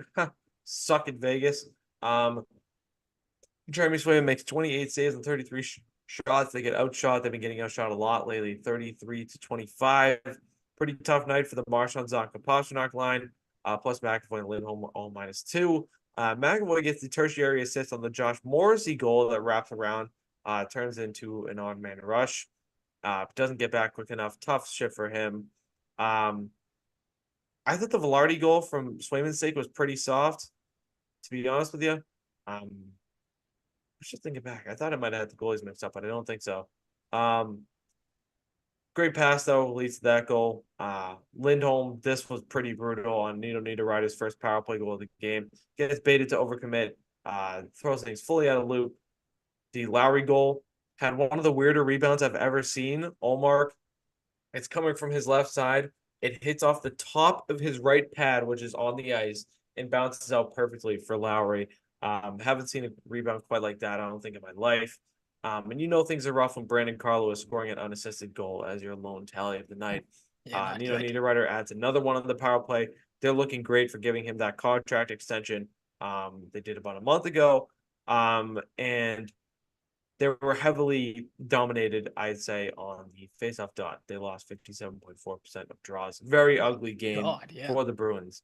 They get Minnesota again, who's becoming a bit of a thorn in the side. Olmark makes 33 saves on 35 shots. They lost 3-2. They were outshot heavily, 35-21. But my favorite thing from this, David Pasternak, 20th goal of the year. Guy's just gonna do it every year now. But he's in his spot on the power play the whole time, and he scored. Let's do that. This team kind of struggles to score now a little bit. Let's do that. Let's do that all the time. Last couple years, every single time, every power play, that's where he sits the whole time. That hasn't been the case this year. Maybe it's because you lose your top two centers, but that hasn't been the case. Keep it that way.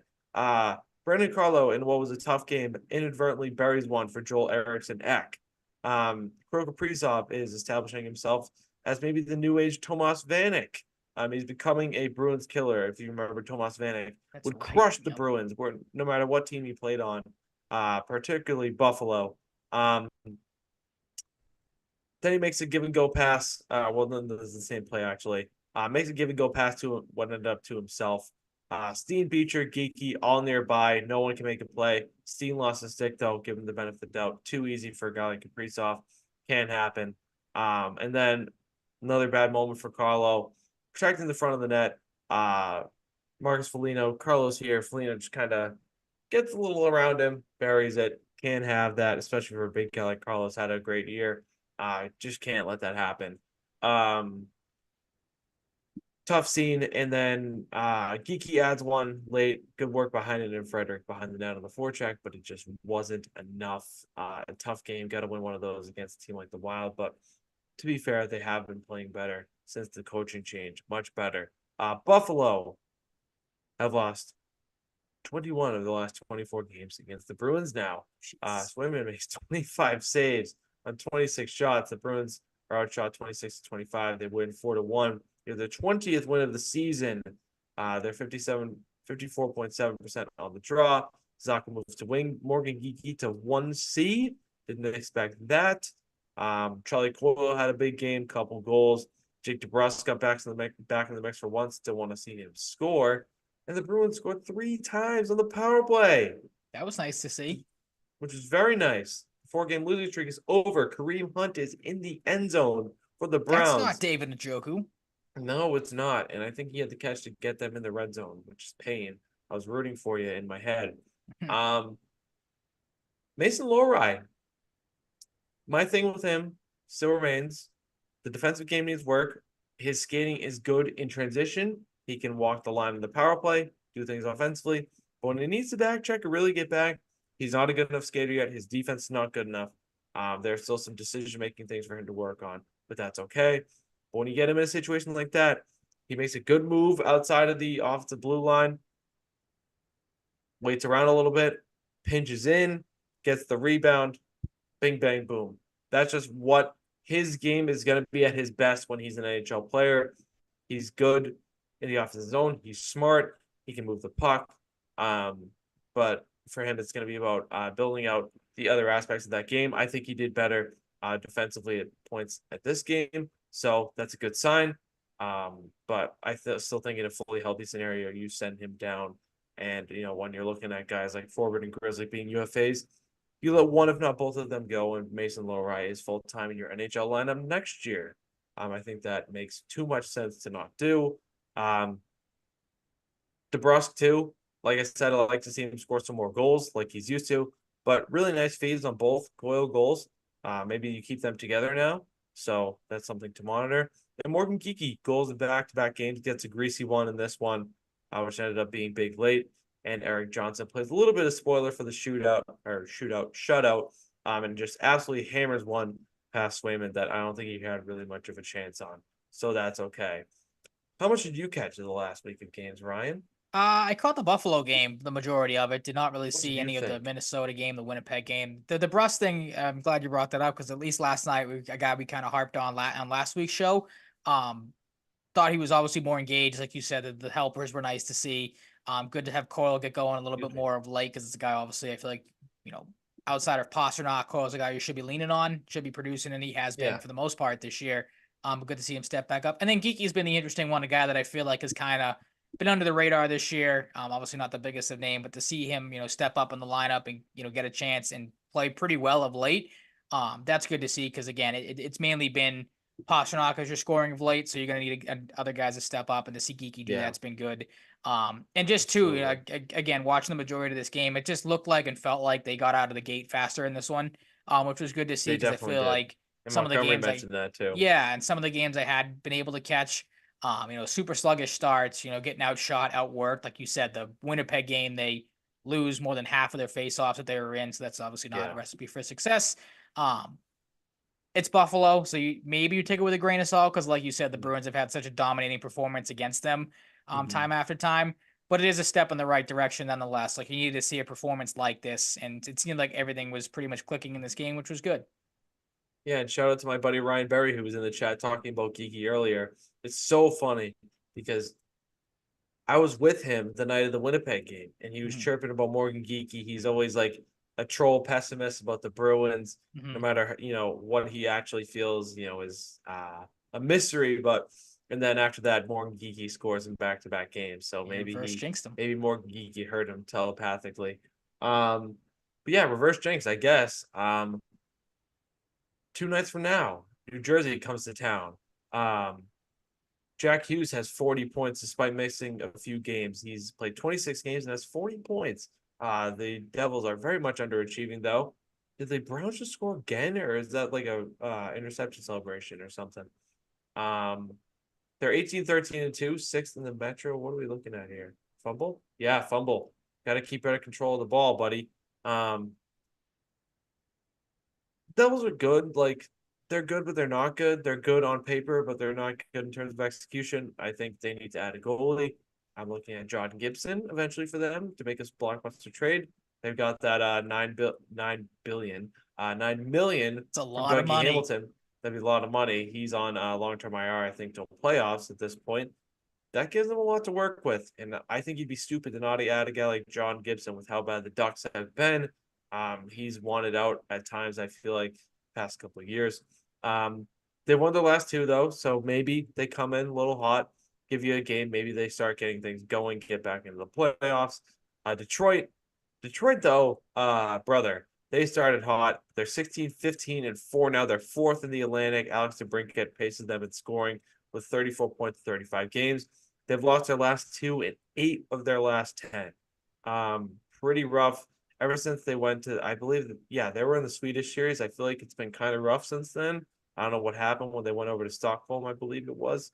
They need to figure it out, though, because this is a team that has a lot of pressure, especially with that hot start, to get back into the playoffs. Then you got Columbus, who sucks ass. They did beat New Jersey, who also kind of sucks, but, you're playing them. It's a little relevant. They're 11, 18, and 7. Zach Werenski with 1 goal and 24 assists is their leading scorer in 34 games. And they've lost 3 straight and 7 of their last 10. Whole lot of At this bad. point, man, with how dysfunctional they've been, they got a guy like Justin Danforth, who's a good player, but he's on their first line. They don't have enough depth. At this point, if you're the Blue Jackets, you need another blue chip top forward prospect. At this point, you got to hope to be bad. Maybe getting that run from Mac and Celebrini, who had 5 points yesterday for Team Canada in the World Juniors as a 17-year-old at BU as well. Very good. World Juniors, by the way, crushing it from the sportsbook side of things. Loving the tournament this year. Not going to get into a spiel though, but it's been very fun. Then you get Pittsburgh to cap off what's a pretty winnable stretch of games. Like stretch, I hope they go 3-1 at least on. The Penguins are getting production from their top guys, but their defense is just not good enough. Believe it or not, adding a guy that doesn't play defense despite scoring 100 points last year doesn't necessarily help your bottom line when your defense isn't as strong, super strong to begin with. But It is what it is. I think it's the end of the era for the Pittsburgh Penguins. Certainly feels that way for a decent amount. Like we talked about it, I think last week, bringing up Ovechkin. Like I feel like it's starting to feel like that for a lot of these older guys and older Ovi's dropping teams. off. Yeah. I don't know how Crosby's still what Crosby's phenomenal. drop off. Yeah. Crosby is playing his balls off. Still phenomenal, but Ovi has dropped significantly. And Nicholas Backstrom, I don't think will play another game due to his complications with his hip injury. And Evgeny Kuznetsov sucks, and he's going to get traded this offseason. Good luck. He makes too much money to get that for an easy trade. Jake Gensel is pacing them on the score sheet. 33 games played, 38 points. Defense and the depth is pretty bad. Goaltending has honestly been not terrible. I think you'll take what you've gotten from Tristan Jarry after giving that extension. But there are areas of improvement. I don't know if they're going to be able to do enough through the course of the season to return to the playoffs after that absence last year. I think it might be over for the Penguins, but they still have enough core talent to, with the right moves, if they were to miss the playoffs this year, to get back next year. But right now, I'm not feeling great about the Penguins. Do you have any expectations for the upcoming week? Because I think they have a winnable stretch ahead. Yeah, I was just going to echo that a decent amount of winnable games on here. You prefer, like you said, for them to go 3-1. That would be obviously successful.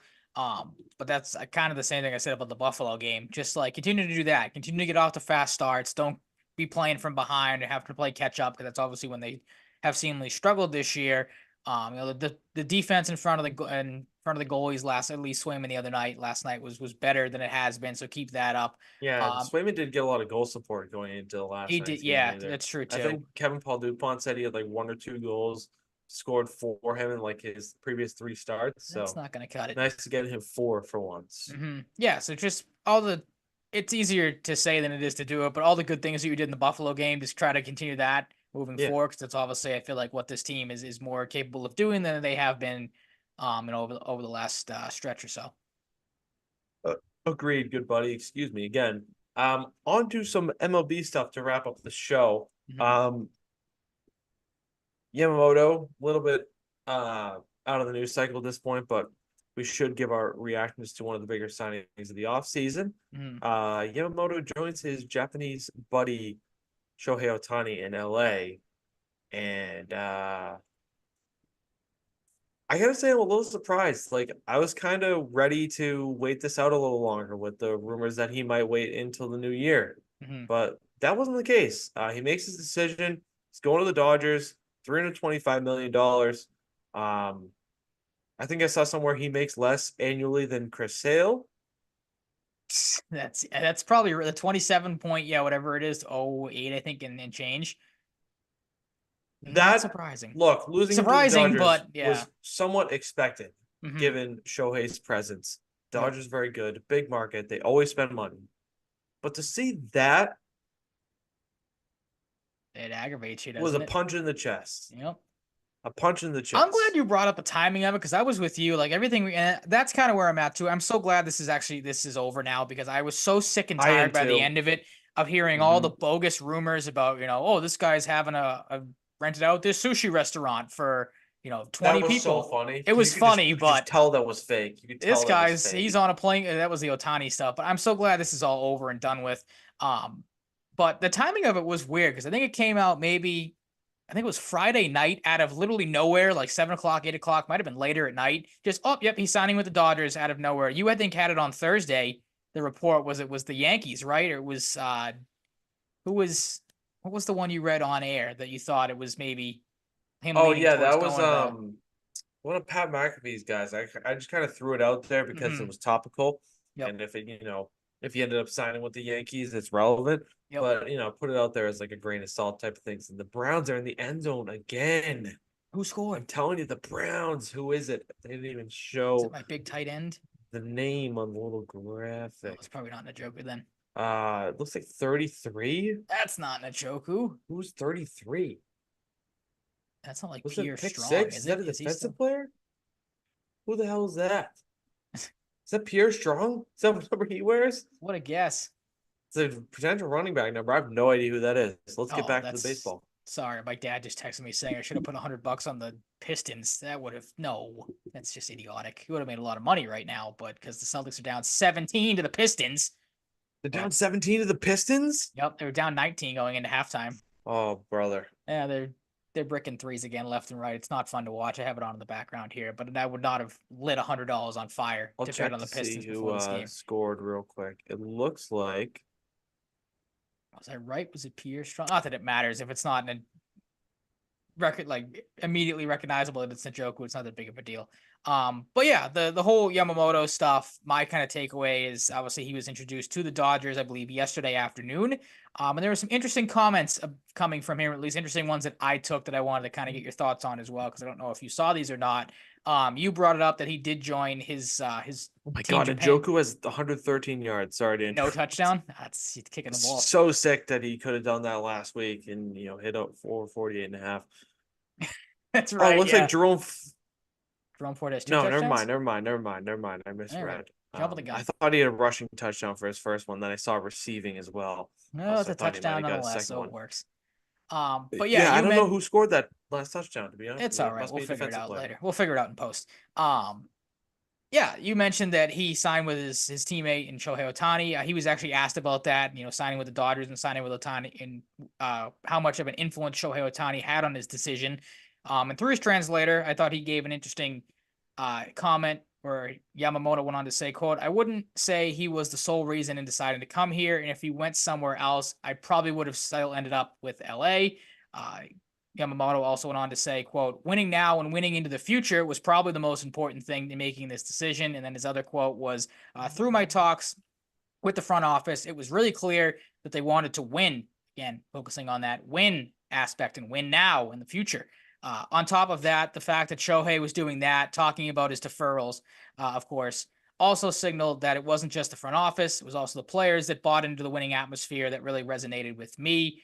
This was an interesting comment from Yamamoto's agent.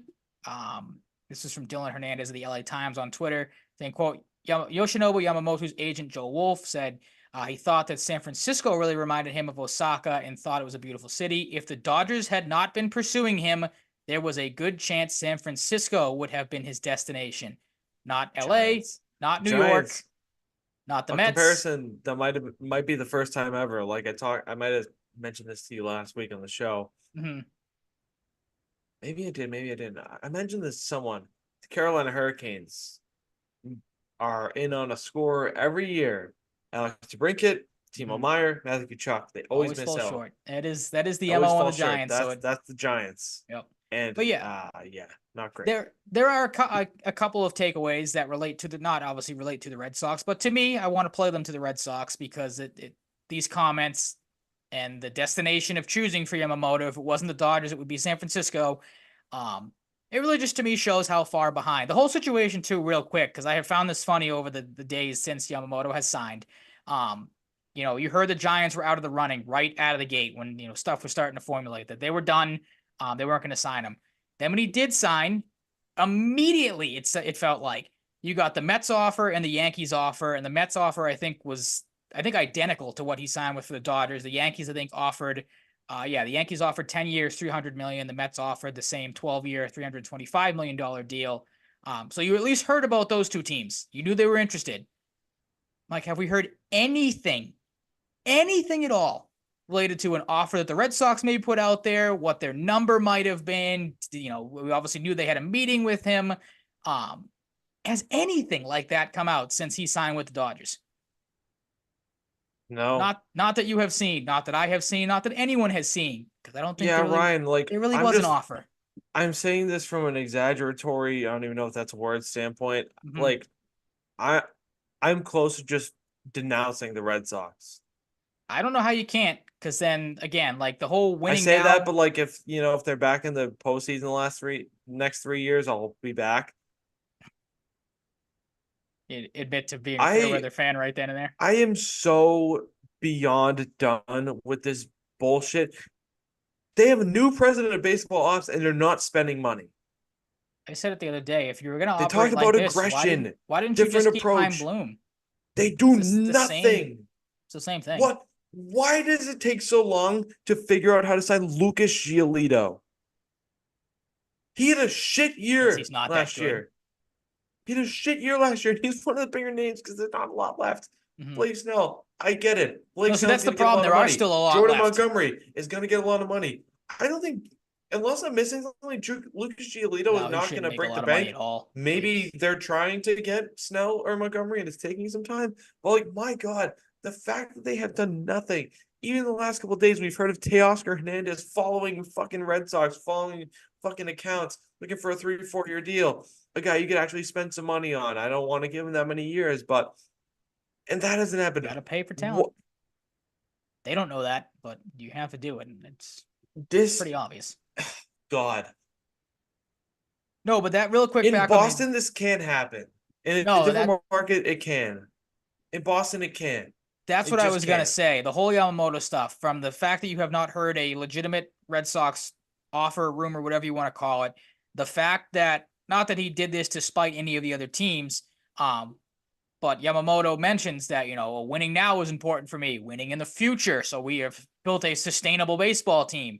The front office is really clear that they want to win now and in the future. To me, everyone has said this, or multiple people have said this at the Boston Red Sox or the Boston Red Sox by name. They don't act like a big market team. We've talked about it before. I have fully convinced myself now after seeing all this and hearing all this and, not seeing the reports or anything about the Red Sox, an offer or anything. Maybe I'm blowing that out of the water, but I don't think so. I have fully convinced myself they were never really in on this guy. it was just smoke and mirrors. Hey, we'll throw our name into the hat and see if, maybe And for the rumors whatever come out reason he chooses like, us. oh, they gave him a $300 million offer.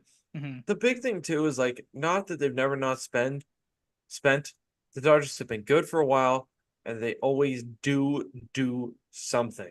They always at least have tried to do something, like to show that, hey, we want to Yeah, win. We want to, they're it might never not be they're the best never decision, but quiet.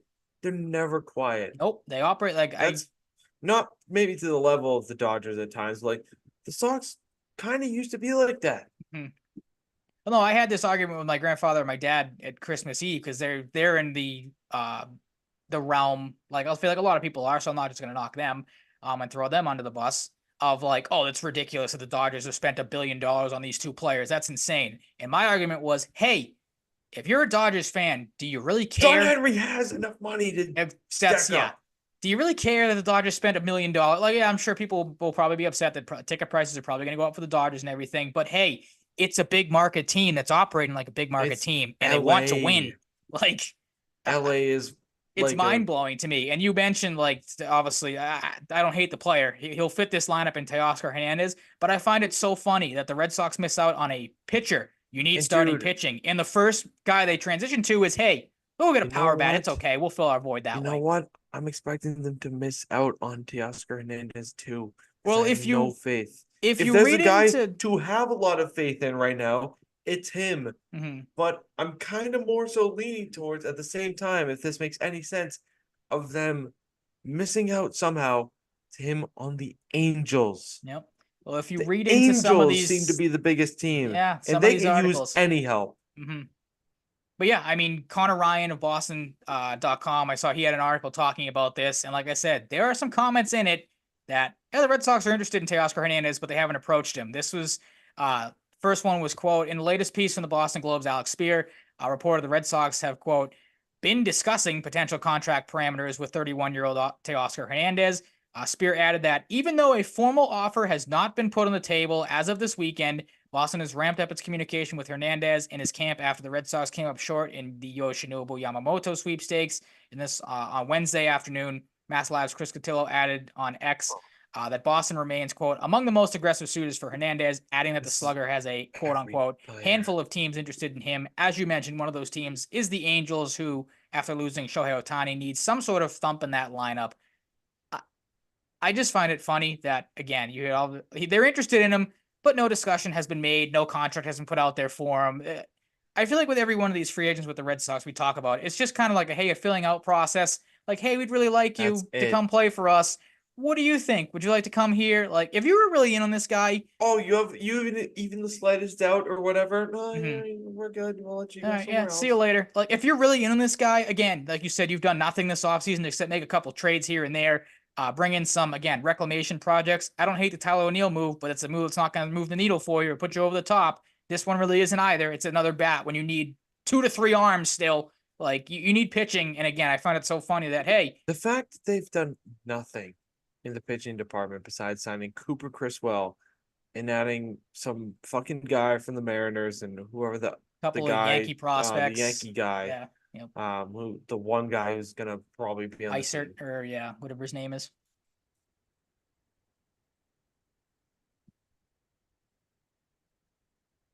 They don't know their own priorities, which is I don't. it's astonishing to me. I'm Like, out. again, I you have can find a nothing else to spot for add. this guy for sure. Nothing. Like, I don't get, again, where the mindset is. Like, again, he'll help the lineup. He's a good bat to have. He rakes at Fenway Park. The other part of that Connor Ryan article was, the other quote was, Hernandez has averaged 33 homers per 162 games since 2019, while his 606 slugging percentage at Fenway Park ranks 13th all time among qualified batters, minimum of 100 plate appearances, of course. So it's a guy that will fit your lineup and will be pretty well. No one would Do be you an need an incredible outfielder right outcome, now, Ryan. though? Like, you have 5 outfielders. You need No, pitching. yeah, you got Tyler There's O'Neill. That's the there's other thing. yeah. You There's got your plenty of guy, and pitching you on the got it market for still. very cheap. You don't need to overextend for a guy who might take 4 years and will be 35 and potentially horrible at the end of the contract. He's another guy that'll turn into a DH at that point. The Like, and you have plenty of funniest those. thing, Ryan, no matter what they do, is that they miss the playoffs and somehow lose the lottery. Like they're like pretty bad. There's Like a the Athletics lottery now, like the Athletics and did that's kind of earlier. their hope. The Athletics did it. The Rockies might have dropped down as well. I think a lot of people did It would because be so Cleveland was funny if not the Red projected to Sox get are the one. somehow terrible. This is doom and gloom. Yes, it's hater mentality. I get it. If they pull bullshit and put a bullshit team out there next year that they could have made better, and they have like a chance to win the lottery and don't, and do all this to pick like fourth or fifth, that would be so funny. Like, can we impeach John Henry and Tom Warner at this point? Is that I'd like to. possible? It's not possible, yeah, For until they fuck's sell this team. sakes. But no, because then the Oh, other it's comment it's too that should it's fucking agonizing. aggravate you to high hell was the one from Sean McAdam right after it seemed like they lost the Yamamoto sweepstakes. And this is the one that for all the idiots that are going to spend money and go to the winter weekend that's coming up at some point in this offseason. If you don't go there and boo and just absolutely obliterate, if they even end up going, John Henry and all them, this is the comment. John Henry He'll will duck it. not be a winter No, he'll weekend. duck it 100%. But this is the comment that should have you just pitchforks. I was like, can't think of the torches. That brain's not working at this point in the show. It's okay. Yeah, I've The been Sean there before, McAdams buddy. comment that is, I think it was a Tyler Milliken tweet that had it too, that said, quote, in the aftermath of the Yamamoto news, one industry official was speculating on how the Red Sox might pivot to find the necessary starting pitching. When I suggested free agent Jordan Montgomery, a good fallback option, the official scoffed and offered that even Montgomery would be too expensive for the Red Sox current budget plans. If you can't shell out money, I can't remember off the top of my head. One starter. Well, just Jordan Just Montgomery alone. one. Like, he's not going to Just break the bank one. here. That 160 is breaking the bank, I guess. One starter. No, you said it earlier. They're gonna. What was the tweet that you had? It was Giolito, and they're interested in Giolito, who again, great. You're gonna sign the guy that led the league in home runs last year, and he gave up, I think, 41 home runs. 41. It's a lot of home runs. That's the guy. It's gonna be your big premier pitching target. Is the guy that led the league in homers. Their guy. They're like, oh, we saw Giolito. They'll pin him as the opening day starter too, and everyone will be like, look at this shiny new toy we got. They'll talk about his good years in Washington, Chicago, fucking White Sox. I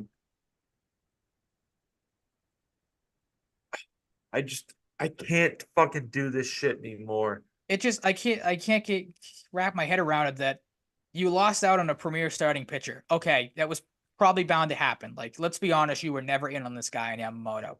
Also, how do you? Does Imanaga not play baseball anymore? Like, why? Yeah, those rumors have died off pretty quick, huh? You like that? Nothing. Completely out on that guy all of a sudden. Yeah. But that's the MLB is starting to piss me off. More so than it already did. That's the whole. I could get into a whole tangent of how the MLB needs to have some sort of signing date or something that these guys need to sign by, because the MLB offseason's a joke. Like all the other sports, it gets done in a couple of days. It feels like they fucking traded for Tyler O'Neill. They're like, we're good. We'll wait it out. We'll get someone for something cheaper than we'd like, and that's it. We'll fucking finish fourth or fifth. We won't sniff the playoffs. Like, I don't care if you miss the playoffs next year. Just show some fucking effort for a team that's won so much. Effort costs too much money. So much. They've won 3 times in this decade. That's very hard to do. Mm-hmm. Show some fucking effort. They're not only they won 3 times, they're 3-0 in World Series. Mm-hmm. If you fucking put a contender out there, given the past history, there's been some time in between championships, you can win. Well, my big thing too, the sample size is there. I can't wrap my head around the fact that, again, like, it's not that they're not, well, they aren't showing effort because they haven't been able to sign anybody. But if you're one of those people that consider, well, argue against it, okay, well, you just said it. They're looking at Teoscar Hernandez. Again, I like the player. But the fact that, again, you miss out on the starting pitching. You need pitching. You have plenty of outfielders. Again, you could use a right-handed hitting bat. So if you bring Hernandez in, you're probably going to have to move somebody else out. Not a problem. Don't care. My problem is the fact that your proactive move after missing out on a pitcher is going and getting another outfielder. Like, do you not recognize what you have on this team? Brian, I'm so happy we've turned this into a fucking just shitstorm. Complete dump on the Red Sox. I think we had some pent up emotion here, and I love that. Absolutely. But no, there was even a report out Oh today that I think God. oh no, it got deleted. I was going to send it to you and then it never went through. That they were in on potentially a relief pitcher in the name of Robert Stevenson. Who Good the relief pitcher, fuck is that? decent relief pitcher, but again, you're focusing your efforts in the wrong spot because I fully think at this point they brought in Craig Breslow. And his thing in Chicago was, he developed all these young pitchers. You know, the pitching got better under Craig Breslow because he had an eye for talent when it came to developing guys. My concern now is the more that these reports come out that they're going after an outfielder, that they want to sign another reliever to shore up the bullpen. My concern is, this is just going to throw Garrett Whitlock back in the rotation, throw Tanner Houck back in it, put, for whatever reason, Josh Winchkowski, they want to try to make a starter. We saw that rumor at the start of the offseason. At this point, makes no sense. Like, they're going to try to bring some of these young guys out of the bullpen back into the rotation, and it's not going to work. Go out and sign some big starters. I saw somebody throw this out there. I am down with the idea of trying Tanner Houck at closer for a full season. Even with Jansen? That's just completely out of left field. I wouldn't do that just yet. Okay, well, I keep him in saw the someone bullpen for suggest sure. that I thought Kenley Jansen was a free agent, so I retract my statement. One more year. I figured, I know Kenley Jansen existed, but now looking back at it in retrospect, I don't know why that person would have suggested that given Kenley Jansen's presence. So I retract my statement. Fair enough. But yeah, I mean, it's unbelievable to me that they just don't seem to get it. And again, if you're operating like this, what was the point? I didn't like the guy. You didn't like him either. But if you're going to operate like this and do nothing again, what the hell was the point of firing Chaim Bloom?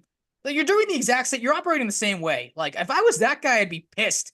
I'd be like, he doesn't have a job. I'd call up John Henry and be like, dude, I could sit on my thumbs again this offseason and do absolutely nothing and just sit there and twirl my fingers around doing nothing. Like, I don't understand why I got shit canned when you're doing the exact Henry same thing sits on with the new both guy. thumbs and then sniffs them afterwards. Like, fucking, I'm so done. Ah, God. But yeah, I mean, then like the tweet that you had that said that they're making a big push, or whatever the word was, to sign Giolito. Like, again, such a bargain bin so move. Sick. Yeah. Again, that would make sense if you have missed out on the Snells, the Montgomerys, the Imanagas, like you said. They're all still there. All they do is cost money. Hey, wake up, open your checkbook. You missed out on Seth Lugo. If you really wanted the bargain bin, you could have got Michael Walker back. Yep. They're both on the fucking Royals. They want to outbid by the Royals. The Royals, I think. Without the Athletics genuine question. Did the Kansas City Royals ever win a World Series before 2015? I want to say yes, but it was a long. I can't remember what the date was. It was well before our time. I think we're done here. Yeah, good to get this off our chest because I mean it's just been a whole lot of frustration. Like I said, we needed it. We didn't know we needed it, but a lot of pent up rage. Clearly needed it.